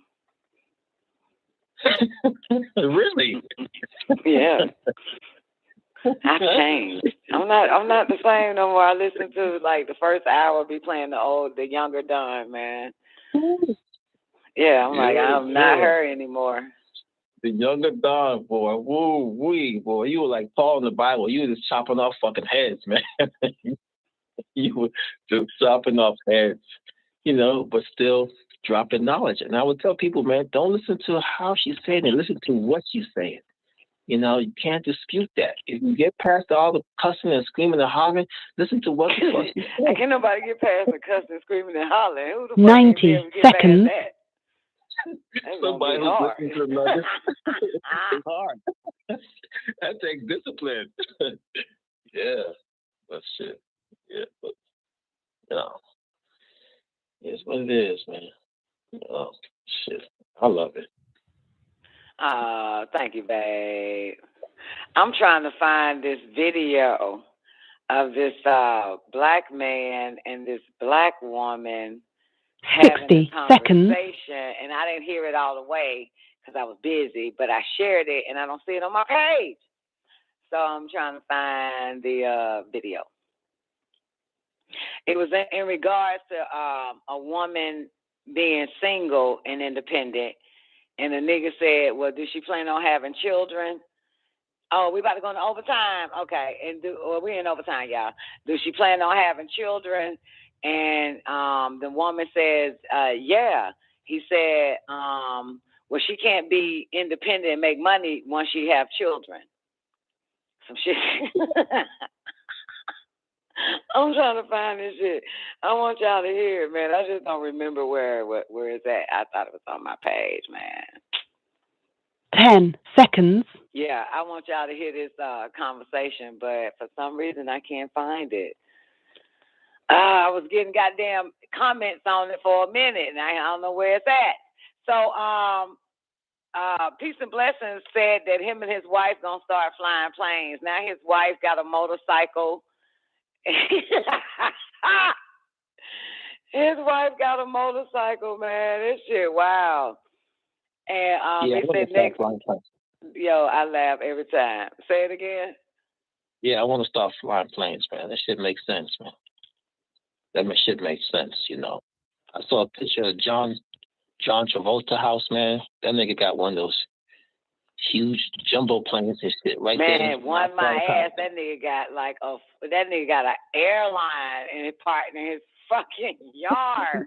You seen that shit? I'm like, what? Hell yeah! Because I was thinking about. I went over there to look at a property over there where John Travolta stay. And I love their airport. They have a private airport, and I love their whole setup in that community. Unfortunately, it's in one of those colder areas in Florida, and there's no way I'm doing cold. No way. So it's already cold where I'm at right now, but that shit freezing cold. And I didn't, I couldn't get with it, but I saw his home. Beautiful. It's real nice. They got a little horse ranch. They got all that type of shit over there in John Travolta, in that community that he lives in, that aeronautical community. But yeah, this was like a month ago I went there. That plane he has is like the size of Air Force One, right? On the huge I don't know which one you saw, but let me tell you, can you imagine, y'all, looking at a fucking house and seeing a big, huge ass, like a Delta fucking airline plane parked in the fucking driveway?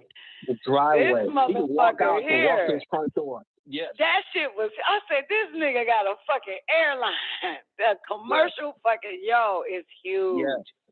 It's huge. And then he had like smaller ones, but they were still big, parked in the front yard.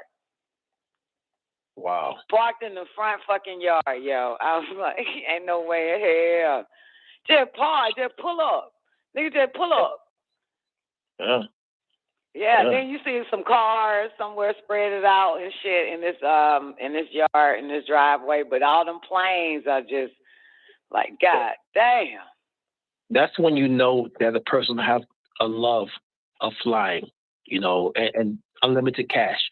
When you could just park your shit in front like it's a Toyota, you know, car or whatever, and your shit is a big ass fucking plane outside your front door. Yeah. Yeah, but he's been flying for years.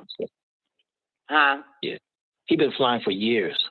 Years and years he's been flying. I remember him on the Oprah show, you know, telling me he want to take Oprah for. Yeah, I never knew it. It was an agent or a guy that owns is the property management of his community. And I was riding my bike and I ran into him. He property managed this aeronautical community I'm in, and I told him I was looking to buy a house, just that and the third, finally, set my shit in order.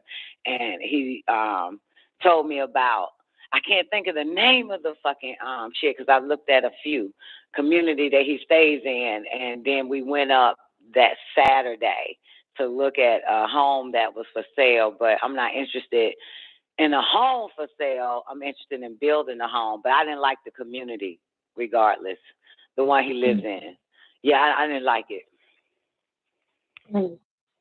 Yeah, and the area.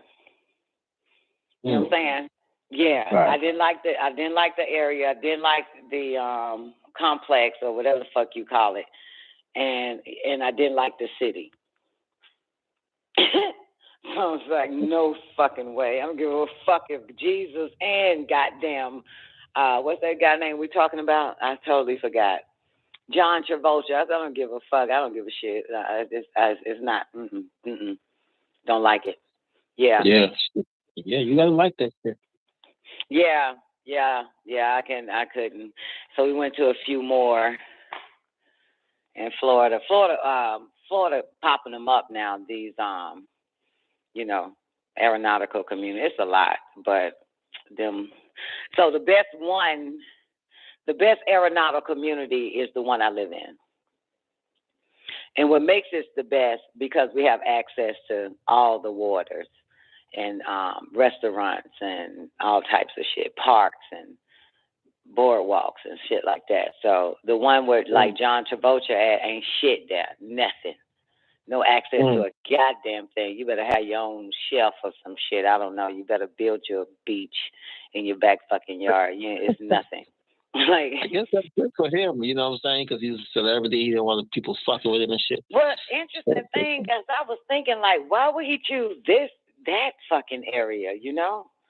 Why would he? But my bad. I know why. Because later, once I got in, I studied the area, the community. And, yeah, fuck the beaches at that point. Fuck all the different access to shopping and shit like that. When it deals strictly with aeronautical, you know what I'm saying? That is the household name. The community Jambalaya. That's it, Jambalaya. And if you look up Jambalaya, I'm probably saying it wrong, you'll find out that it's airplanes manufacturers, all types of shit. It's like exclusive type of situation. You know what I'm saying? So for that big airplane he has, he probably didn't have any options. He had to be on that side of what do you think? Because that big ass plane he has, he had to be. We don't have the best aeronautical community. We just have access to everything outside of our community. You know what I'm saying? But yeah, they would be considered. I would say, as aviation's involved, that would be one of the best communities to be in. Is the one he's in. Yeah. But nah, man. Yeah, and we don't have a lot of land and shit, so it's just it's just a circle. You know what I'm saying? It's 3 miles of community of the of our whatever that shit called, our neighborhood. It's just 3 miles.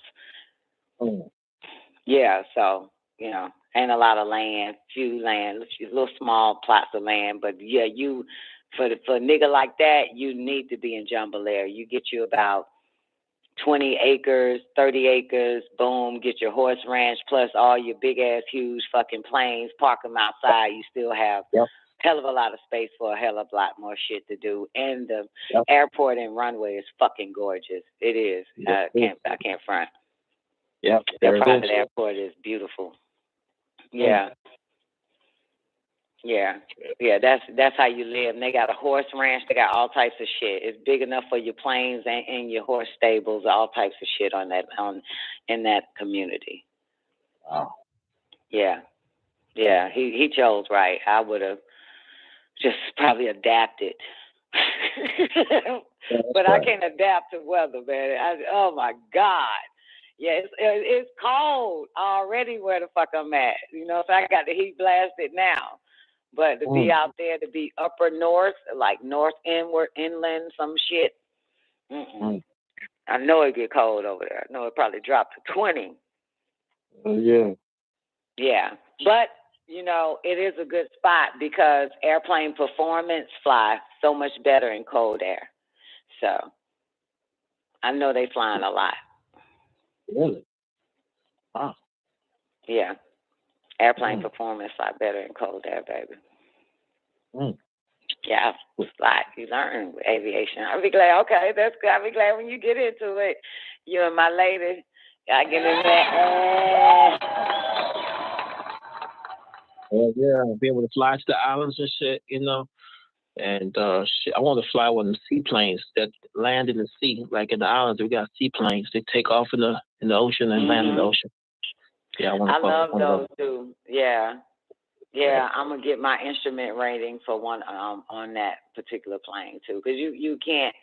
It's all about instrument ratings once you get your your original or your license, and then you just level up on different planes. Yeah, you level up. You talk. You still have your test to take, or you have your license now? Are you almost there? I have a license to fly a fucking plane with no passengers. I have not gotten my pilot license. I have a student license, so I can fly without passengers. I've been flying by myself. Yeah, I saw your video you flying, man. Me and my wife were watching that, man. We were smiling and cracking up. I'm like, that's the same size plane I jumped out when I was doing my fucking skydiving shit. I'm like, yeah. Dog can take me up but next time I go skydiving and shit and jump out that fucking plane. That's what's up.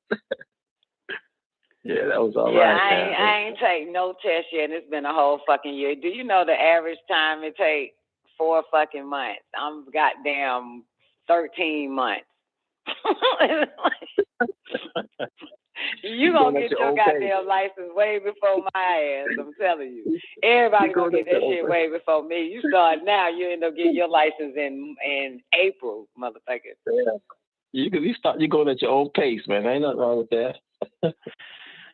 Yeah, man, I don't really give a fuck, man. You feel me? Like, when they told me, motherfucker, I can fly a plane without a motherfucker on the bitch, I was like, hey, I'm going to take my time passing all these tests then. Fuck it.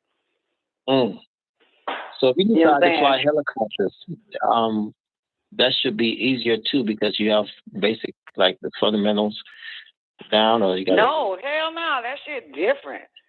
I fly helicopters on my simulator here, man. That shit is a motherfucker. That shit totally goddamn different, man. That shit is wild. And one of my neighbors, he got like 4 helicopters and shit. And when I get ready to take off, I see this motherfucker either coming or doing a short stop, taking off again. But his house is right at the runway and shit, so I get to see him land his little helicopter in his backyard and shit. But yeah, that's a motherfucker. My father flew helicopters. That was my initial thing, is to learn how to fly helicopters. Wow. Yeah, that was my initial, but I was convinced to fly a plane. Start there, learn there, yeah. But I will go to helicopter once I, get my life together. You know what I'm talking about? But I'm saying everybody get their license and shit. Nick Beck was like, all right, Tierra, I know, right? Took Tierra 7 years to fucking graduate from college and shit, right? It might take my ass 7 years to get my damn license. But look though, when I got like multiple instructors at different schools since I'm in Florida, so I belong to like so many different, like 4 or 5 flight schools. Wow. I'm not loyal because I'm looking for the right motherfucker in a sense. But it's kind of cool because if I don't want to fly with Bob today, I'll call another guy at another school to come fly with me and shit like that. You know what I'm saying? So I have my options open. That's a little costly, isn't it? Huh? That's a little costly though, right? It's still the same price. Their prices are competitive or whatever. It still don't matter. You know what I'm saying? I'm still renting a plane. Okay. I'm paying for the plane. In Florida, it's a hell of a lot competitive because there's a million fucking flight schools next door to each other, across the street, 5 miles, 10 miles, 100 miles, all over. You know what I'm saying? So their prices and plane rentals are competitive with one another. In Georgia, it's a different level. You know what I'm saying? So you think you might be getting a good price because it's, you got smaller airports, but you only have a few flight schools. Mm-hmm. But in Florida, you got flight schools all over this motherfucker and plane rentals. So, yeah, it's a hell of a lot competitive with rates and prices. Makes sense. Yeah, so I'm really not losing. The only thing that I'm spending the most on when they fly the plane to me, to my backyard. Right. You know what I'm saying? But if I go to the place and get the plane, then it's the same anywhere else. But sometimes I want them to come bring the plane to me. Oh, that's right. Yeah, and so that's where. But normally it's about $300. $300, and $580 something if they bring the plane to me and I fly for a couple of hours and blah blah blah. And then when they bring the plane, when they fly the plane back to the airport, you know what I'm saying, I'm being charged for that too. So to bring the plane, they charging. While I'm on the plane, I'm being charged. When I land the plane and finish flying the plane, I'm being charged when they fly that plane back to the airport. Mm. So that's about $580 something, about $600. And that ain't no problem. Sure. That's only when that happens. Other than that, when I feel like driving, you know what I'm saying, to an airport and just get the plane, get the keys, and hop in that bitch, and it's about $300. You know what I'm saying? There it is. Yeah, but it's I fucking love it. But I will tell you this though, all these new niggas in my life, these new motherfuckers that got to fly with me, they just keep asking like, God damn, how many hours you got? Because mind you, it's about hours. Because I fly real good, and they still trying to figure out why the fuck I ain't got no license, why the fuck I ain't took this test, why the fuck I ain't been here, why I ain't got that done, and all of that. And they just ask like, how many fucking hours you got? Because you goddamn, like, goddamn, you need to go ahead and take your test. You need to go ahead and goddamn, start taking your test and all this other type of shit. So I don't know. I don't know what's up. See, I don't know what it is. You know what I'm saying? I can't answer it. You know what I'm saying? Is it performance and like test performance anxiety, newbie? Is that what you asking? I don't know what the fuck it is, man. I mean, technically, man, I just like to fly. Like, you know what I'm saying? Like, I got my flying license, just not, the pilot one where you can, you know what I'm saying, where I can pick you up and your wife up. You know what I'm saying? I can't have passengers. You know what I'm saying? You got me?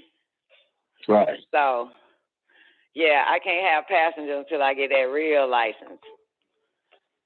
Then I can have passengers. But I ain't interested in no fucking passengers. Shit, I just, this for me, bro. Like, the fuck. But I'll do it. I'll do it. Huh? We'll pick up a kilo from Colombia. Well, interesting thing is that I will be having my first passenger. I booked the plane for February. So I'm taking Sonana to Key West with me. We're gonna fly to Key West. But however, I have a licensed pilot with me though. Oh, okay. You know what I'm saying? As long as I have a licensed pilot with me, so I'm paying this licensed pilot as well. You know what I'm saying? The beat on the plane with the beach. You know what I'm saying? He gonna babysit you. You gonna fly the plane, and because you haven't got your official license yet, but you can fly that motherfucker by yourself.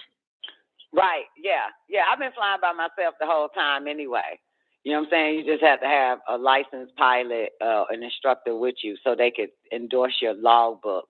Because they still got to clock my hours and all of that. I got a lot of hours, but I haven't added it up. That nigga should trick you into taking a test. Like, come on, take this little pre-test. For you're like, oh yeah, no, that was the real test. You got your license now, bitch. Bye. No, you have a flight test and you have a ground test, like the books. You have an oral test. So orally, I have to explain to the oral examiner whatever question he asks me. I'm gonna have to say it off the top of my mouth. Have to explain everything to this motherfucker. So you have an oral exam, a written exam, and then a test. in a test. That's ground. But on flight, you have a investigator, whatever they call, on the plane with you, testing you on all your flight maneuvers. If your engine fail, me flying a plane with an engine failure, they're gonna be grading me on all that type of shit. You know what I'm saying? On how I fly. Yeah. And that's it. So it's my flight. is me being tested in the air and me being tested on the ground. It's a lot, man. Yeah, 3 tests on the ground and 1 test in the air. You know what I'm saying? But prior to like the air tester, I have to have a few things already marked off in my log book, like I gotta have solos, cross countries, solo when you fly solo, cross countries, some landings at night, landings in the day, touch and go, you know what I'm saying, full stop landings and all that type of shit I gotta have in my log book first.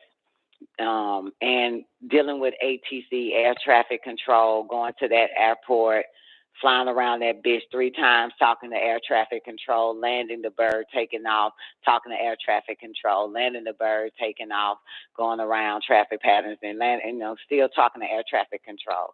So I have to have all that in my book before I can take the flight test, in a sense, with somebody on the plane with me. Yeah. Whatever you call them people who get on the plane with you, and then they'll pull your power out and just tell you lost your engine and what to do now and all this other type of shit, and then all the maneuvers, which I got all that shit down packed. With the maneuvers, spinning up straight, going up, like how you see a bird go up, then it turns around and start turning and spinning, look like it's falling. It's so cute. Then boom, recover. Yeah, so all that type of shit, I can do all them maneuvers and shit. But I don't know. I'm just taking my time. I don't know what it is, I don't know what it is. I just like to fly, man. It's like at one point in my life when I was going to school, I just liked to go to school. I never did the work. I just liked to go to school. Never took the test, never did no fucking work, just like going to school. So I like flying. You know what I'm saying? But yeah. Yeah, but I'm going to get it together, Hey, I ain't in no rush. I'm flying, so it ain't like I'm not flying. You feel what I'm saying, baby? I'm flying them fucking birds. That's what's up. Yeah, so. But that's all the requirements there. And your health, your health comes first. So if your health is fucked up, you won't be able to, you can't fly. Well, you can still fly, but you won't have a certificate of health, like a air certificate, a medical air certificate. You know what I'm saying? You have to get your health together first, and even in order to get your license. So you could be a damn good flyer. You could pass every fucking test on the ground and on the butt. If you didn't pass that health test, you still don't get your license. What's that actor that crashing in planes and shit? Because he's old as fuck. Remember? You know what I'm talking about? I don't know, but I don't know who. Yeah. Who? Trying to take his license because he's a famous actor. He was in Raiders of the Lost Ark. Oh, you ain't talking about the same guy that was in Raiders of the Lost Ark. You dumbass. I was about to say the same guy that was in Raiders of the Lost Ark is the same guy that was in come on, Star Wars. You're talking about Harrison Ford. Yes. Yeah, I did see that. I did see that. I keep an eye on like air news and shit. They have given him favor, man, because he crashed a gang of little planes and shit and walked away from that shit. Because they think he's too old to still be flying, because that's his passion. He's been flying for years. But he done crashed a couple planes and walked away from that shit. And they think he's too old to still be flying, but he's like, man, fuck that. I'm gonna fly my plane. Yeah, age doesn't matter. Age doesn't matter. Just health matters. Yeah, because it's a nigga 90-something years old in my community got 7 goddamn planes and this bastard fly. Oh, wow. Yeah, and he an alcoholic at the same goddamn time. Oh, wow. He's sipping and flying at the same time. That's what's up. Yeah. Yeah, but age don't matter, but your health and your mental stability has to be right and exact.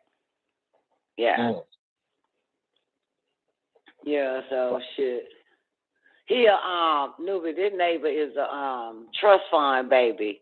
He's an heir to USA Today, this old ass white man. He like the great grandbaby or some old shit of the family who founded USA Today.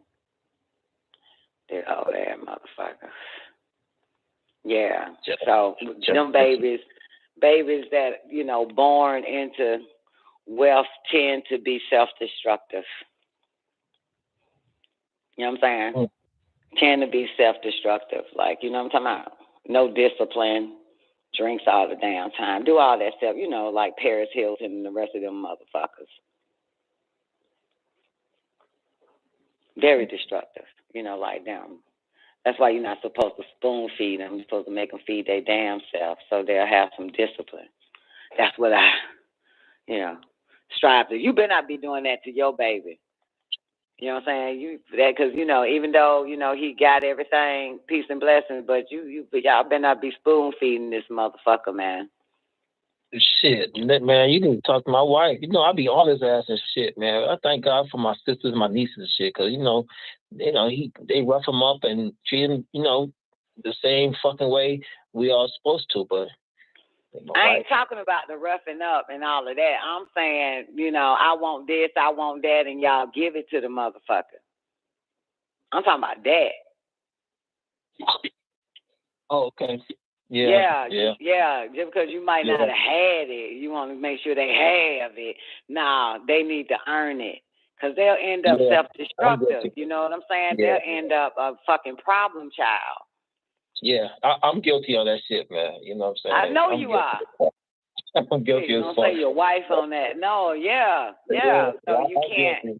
Don't do that. Yeah. I'm guilty. Yeah, I bought him a fucking, the $195 guitar and shit because he was watching Moana or some bullshit on TV. He wanted the guitar and shit. Instead of buying a little toy guitar, but that motherfucker a real guitar and shit. Well, that's so, good.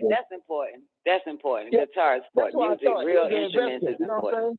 So a little piece of shit, he gonna break and I gotta buy another one. Buy him a real fucking guitar, it's gonna last a while.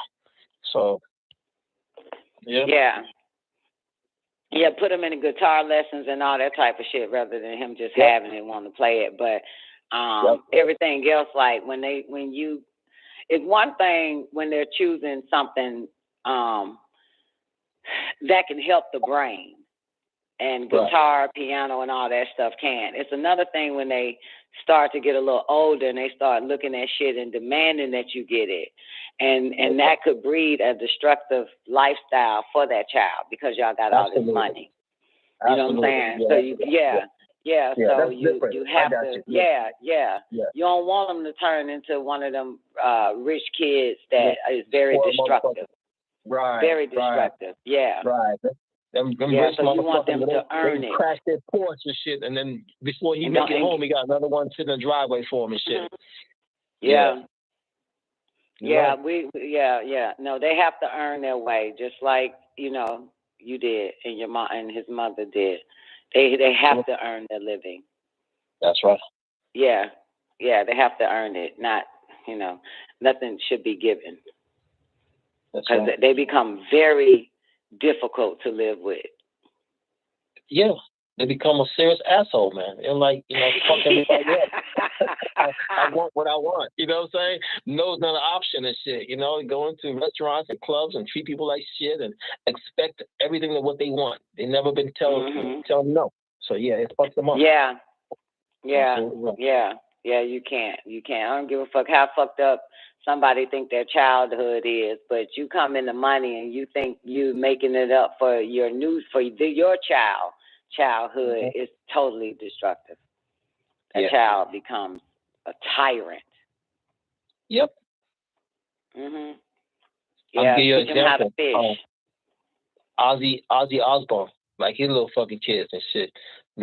They want for nothing, so they always used to get what they want and shit. And it's just DWIs and wild Yeah, a whole drugs. bunch of those. Yeah. Yeah, all fucked up. Yeah. Yeah. Yeah, it is. It's my children was turning that way.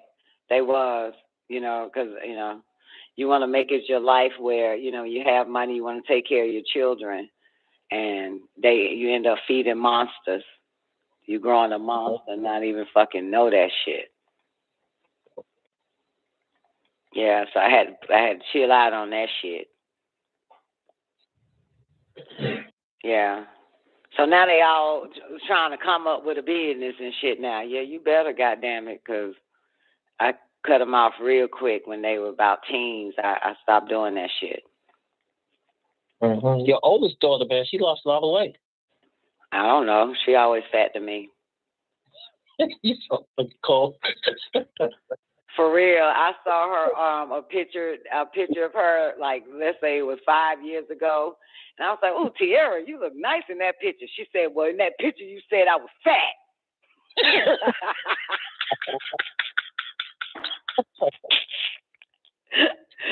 I was like, "Damn, she told me, she said, I always look fat to you. Even when I was 13, you were calling me fat." I saw one of her pictures in school when she was 13. I was like, "Damn, Tiara, you were small." In high school, she was like, "But you said I was fat." I was like,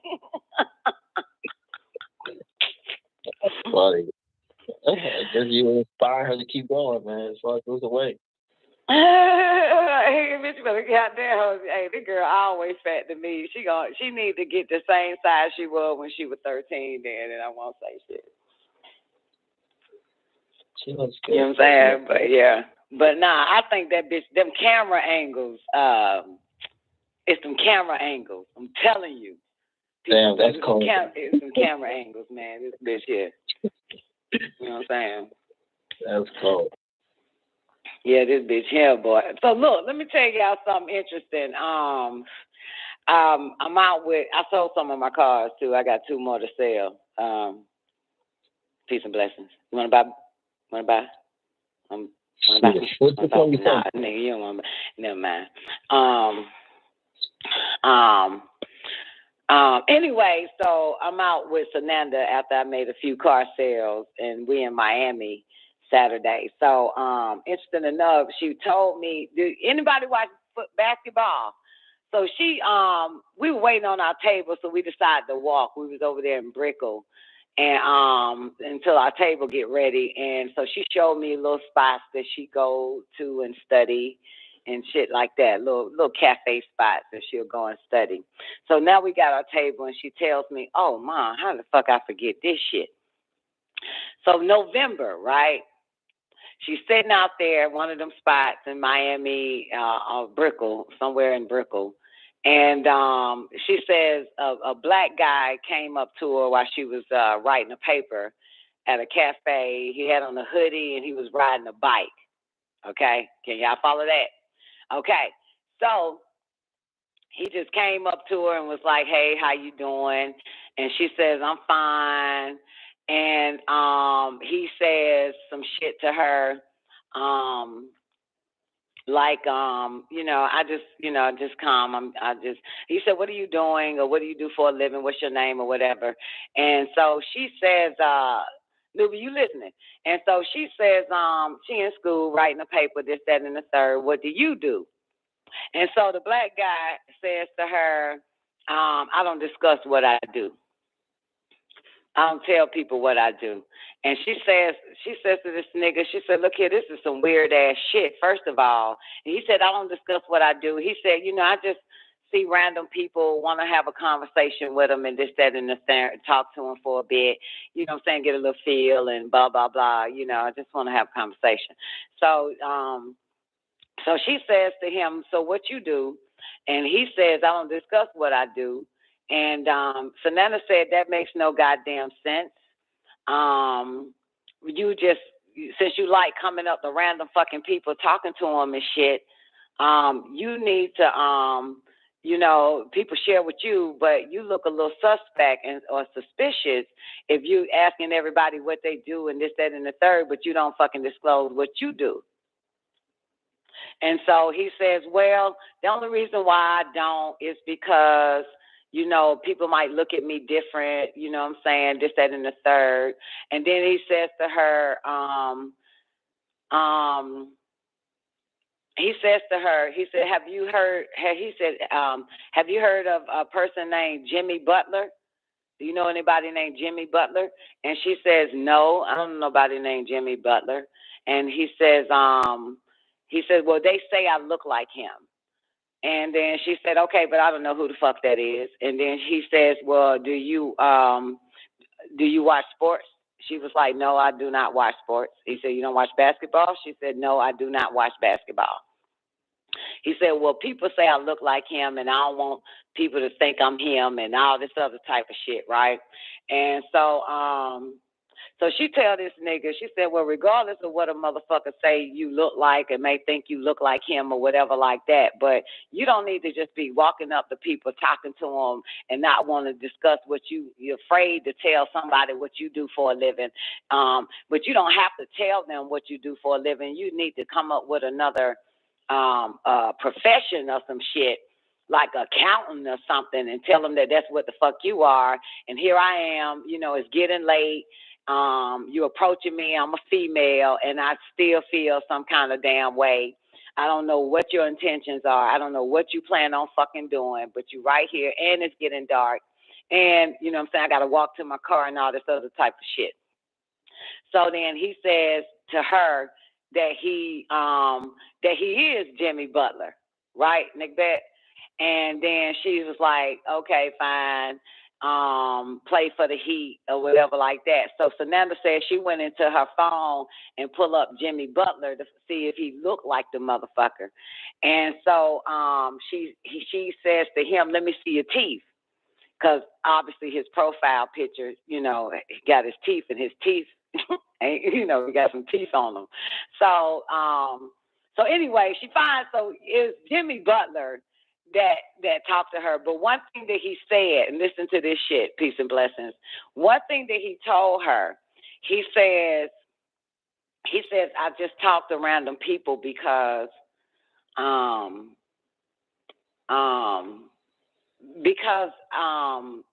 want to be able to conversate with people who don't know me, because once they start to know me, they try to use me for certain things and this, that, and the third. So, you know, I just walk up and want to have just a regular conversation with somebody.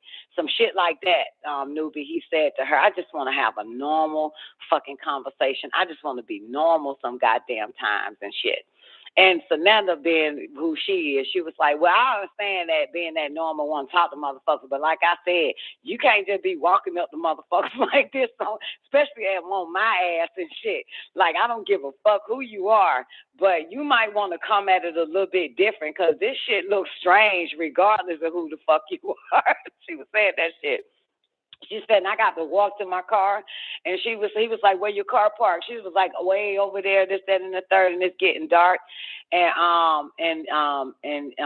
she says to me, she said, Mom, and I wasn't gonna let this motherfucker walk me to my fucking car. I don't give a fuck who the fuck he is. I said, good job, baby. Anyway, so she said they talked for over 30 fucking minutes and shit, right? And she told her friend, oh, that was the point. It wasn't nothing about that. But the part that stood out to me the most, that it is so fucked up that these people can't have a regular fucking life with real people. Because the moment a regular person find out who this person is, they hold, you can't trust anybody. Exactly. You know, it doesn't matter. Like, you know, that's fucked up, right? And all you just want to be is you, but they looking at you like what you can be for them. You know, I feel bad for this guy. I feel bad for a lot of these motherfuckers that it's not the people that make money and that's not famous. It's the people that make money and is famous. You know what I'm saying? You didn't ask for the fame. You just wanted to do what you love the most. You see what I'm saying, newbie? You see, when you're naturally gifted with something and you just happen to be famous, that's one thing. You know what I'm saying? But that of them didn't ask to be fucking famous, like. But it's a motherfucker though. I felt that part of the conversation. You know what I'm saying? Like, damn, I feel so. You know, and I love just being able to. You should enjoy being able to just walk in the grocery store or pump your gas, and a motherfucker ain't trying to come at you. You know what I'm saying? Like you being spotted and shit. You know, that is. And you can just have regular conversation with regular goddamn people, and they don't know you from a can of paint. But if they find out who the fuck you are, that shit gonna change. But it is, I feel bad for this young guy that he has to randomly pick someone. He came from the LA Fitness across the street from whatever she was. He went to the gym and all this type of shit. But anyway, so to continue this story, this was in November. So Sananda has this friend she hit up, and she told a friend that she just had a 30-minute conversation with Jimmy Butler, this, that, and the third. Her friend happens to be a Caucasian girl, right? And this is what you love about Caucasians than niggas, right? So after, and trust me, this is me spectating this shit now, right? And listening to Sananda tell me all this shit. But it's a difference from telling a nigga and telling a Caucasian anything. Caucasians don't believe shit you say. You tell a nigga, they believe it right off the record, okay? So Sananda said, you know, she was at the cafe, talked to, that's why I have a white mind, okay, nigga. And niggas get mad that you don't believe them or don't believe in them. Niggas get pissed. Like, nigga, I don't give a shit. God damn it, I'm white when it comes to belief. I don't believe a goddamn person, body, or a goddamn thing, or believe in a spirit or a spook or a religion or a God or any of that shit. And certainly don't believe in you. So you're not finna get me, right? But anyway, so the white chick, she told a little white friend and shit, and a white friend took her to a damn daddy. The white girl told her daddy, I want to know, is this shit true? Sananda said that she goddamn had a conversation with Jimmy Butler in Miami at a motherfucking blah, blah, blah on the goddamn blah, blah, blah. Right? Now, speed it up. That was in November. Right? The white girl's sister, her little sister, big ass goddamn Miami Heat fanologist, basketballologist, and know in and out, know every goddamn thing. The bitch so fanatic about being a Miami Heat fan that this bitch even got a custom-made Miami Heat jacket, okay? So her little sister and Sananda's friend and her sister invited her out, last week or two, to a Miami Heat game. Now, mind you, she met Jimmy Butler in November and told her friend that the same day, blah, blah, blah. So here we are now in January. So it's like last week or two, if I'm not mistaken. They took her to the Miami Heat game playing the Hawks and shit, right? You follow me, newbie? So her friend tells her sister, Sananda's friend tells her sister, she was like, oh my God, I forgot to tell you, Jessica. Sananda had a conversation with Jimmy Butler for 30 minutes, this and the third. And so the little sister said, that's not true. She ain't fucking talking no Jimmy Butler. Right? Well, she ain't mean no damn Jimmy Butler. And so she was like, she did. And guess what? When Sananda told me, I went to Dad, and Dad looked it up because even Dad didn't believe that she had a conversation that she was talking to Jimmy Butler in Miami at a fucking cafe for 30 fucking minutes. And I said, wait a minute, Sananda. When Sananda told me this part, I said, rewind it back. How the fuck did Daddy now get involved to prove to where she's arguing with her little sister that you did? She said she told her dad, and her dad didn't believe it because Miami Heat was having a away game that day. You got it, newbie? So he was like, that couldn't be true because Miami Heat had an away game that was playing the same day, the same time and shit, that Sananda claims that she was having a conversation with Jimmy Butler. So so the daddy look up the goddamn game. Cracker don't believe shit a nigga say, and you supposed to believe everything a nigga say. Okay, but anyway, so the daddy was like, "Nah, I don't believe that shit." So this motherfucker looked up the away game the day and they were playing, and come to find out that Jimmy Butler did not go to the away game. It literally said that he stayed home in Miami. He didn't play the. When I tell you these crackers gonna do some goddamn research like a motherfucker, they gonna investigate. Niggas research. They gonna goddamn investigate. Goddamn it. You tell a nigga something, they gonna just suck it. You tell a cracker, they keep that motherfucker right there in the air, and it follows them home, and they going to goddamn investigate every goddamn thing you say and shit. Whatever the fuck you said, that's how they found out that it was him, because the nigga wasn't playing the game, the away game. It said he stayed home in Miami. Yeah. Look at Sadia said, because they lie so damn much, they can't believe nothing. Hey. That's the best way to do it. I agree. Shit, if they do, that's the best way to do it. Everything, yeah. It makes sense though, but yeah. But and Sananda did tell me that while he was talking to her at the cafe, outside the cafe, they got tables outside. She said all these people kept walking by her table and kept looking at them, and walking past her table and kept looking back to see was that him, but he had a hoodie on. He's trying to be incognito, and he's riding a bike.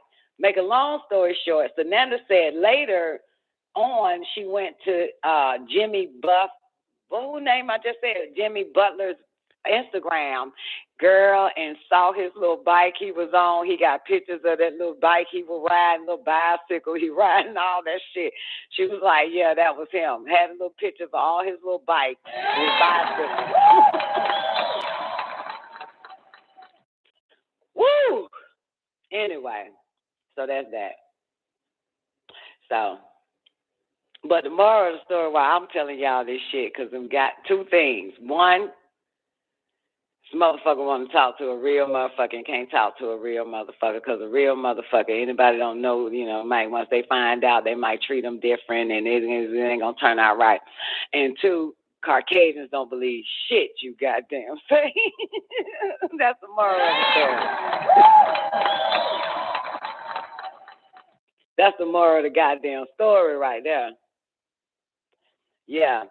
Yeah, man, Sananda don't give two fucks. If it was Tierra or Warrior, one of them bitches, well, no, if it was Tierra, I won't say Warrior, because Warriors keep it trio. She do not lose it no matter who the fuck she sees. She pretend you ain't shit in her presence. But Tierra will fucking go crazy. This bitch start acting real goddamn crazy. So, you know what I'm saying? But, I had one Warrior called me telling on Tierra how she just couldn't keep her goddamn composure. They're in the elevator and shit. One of them motherfuckers, one of them Netflix ass motherfuckers in the elevator with some motherfucker who got a damn show on Netflix. And Tierra, the one, went crazy. Warrior trying to keep her damn cool and shit. Luckily, Warrior knew what show this nigga play on, but she knew something else about the nigga, Dominique Mitchell, nigga that. And so Warrior didn't say, ain't you the guy that play in such and such on Netflix? Warrior smart as fuck. Warrior's like, fuck that. She was like, then you go to goddamn Dominique, all this boot camp and shit. He was like, yeah. You know, because Warrior said, Mom, I wasn't going to tell that nigga, oh my God, you the star of such and such. Like, you know what I'm saying? But she said, and the nigga said, yeah. She said, yeah, that's what's up. You know, this, that, and the third. You know, I goddamn Dominique, this, that, and the third. My mama and all this other type of shit. Do you know Don Nicoleone? It's like, man, I heard of her, everything like that, this, that, and the third. Tierra in the elevator with him. Tierra literally yells out, fuck all that. You play on the show on Netflix, on the name of the show, you play the character, and just went wild in the elevator with this nigga. She was like, you the motherfucking character. Mind you, this is the oldest bitch. This whole damn near 30. You don't know how to keep it low key, you know. Warriors the Tierra started goddamn hollering and won't take pictures and goddamn la, just all like that. Like, fuck all that shit. Warriors like, man, I knew what show nigga played in, but I also saw Dominique goddamn was coaching that motherfucker and shit. Was coaching that nigga and shit. And so I was like, yeah, man, I think, you ever had, you know, Dominique or something, I seen you with goddamn whoop-de-whoop, you know, that type of shit. Well, Tierra's like, fuck that, you the star, whatever the fuck dumbass show these kids watch. But anyway, yeah, so Tierra fucks it up. Warrior and Sananda can give, you know, plays really well.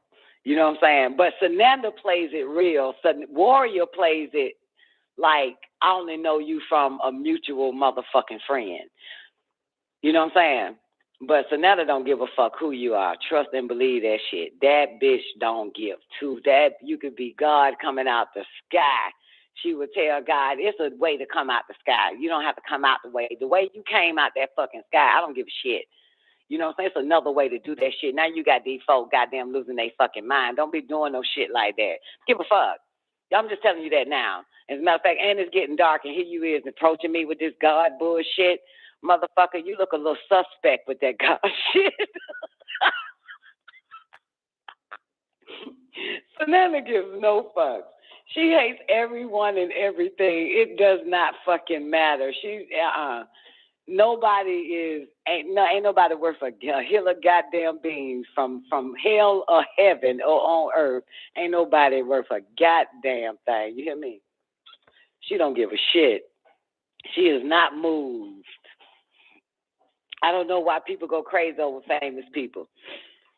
I mean, you know, you see them in your TV screen, you feel me, in the bed. And I said this shit to Sananda Saturday.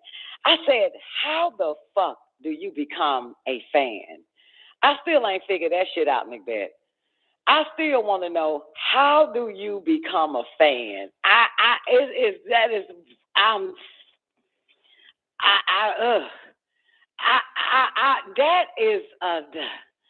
That's the solve for X shit. I don't think a fan even knows how the fuck they even became one. But that's my question. I'm on the search now to find the answer. How the fuck one become a fan? Like, what happens to you? You know what I'm saying? Because I ain't never been a goddamn fan. You hear me? I ain't never been a fan of a goddamn person. Nothing, motherfucker. Never into it. I don't know how you become one. And I realized when I had that question, it was on my way back, right? Nighttime driving, boy, have you really reflecting and thinking and striving to pull some answers out that make sense and shit. I said, I don't know what happens to how one become a fan. I still don't know that question, but I realized that 99% of the people on the planet Earth, no matter what time zone it is, they are fans. They are fanatics, right? But these are the ones that also plays in the hands of the devil, if I can use that name for lack of better words. The fans, you know what I'm saying, throughout generations. This is how the government controls them. This is how whoever they're fanatic over controls them. This is how they don't have their own authority, their own identity. They get their identities, their confidence, their authorities, their mind from this vast popularity, small popularity group that controls them. You get it? So this was my ride on the way back at nighttime, figuring it out that I don't know how they become a fan, but I know what happens. When they are fan to one, they're fan to all, in a sense. And this is how they, and then I'll tell you, man, my mind even went to, now it makes sense why they all went and got drunk at the bar, got shots, and pulled up a high chair and a booster seat. Because you can make them do any and every fucking thing. You hear me?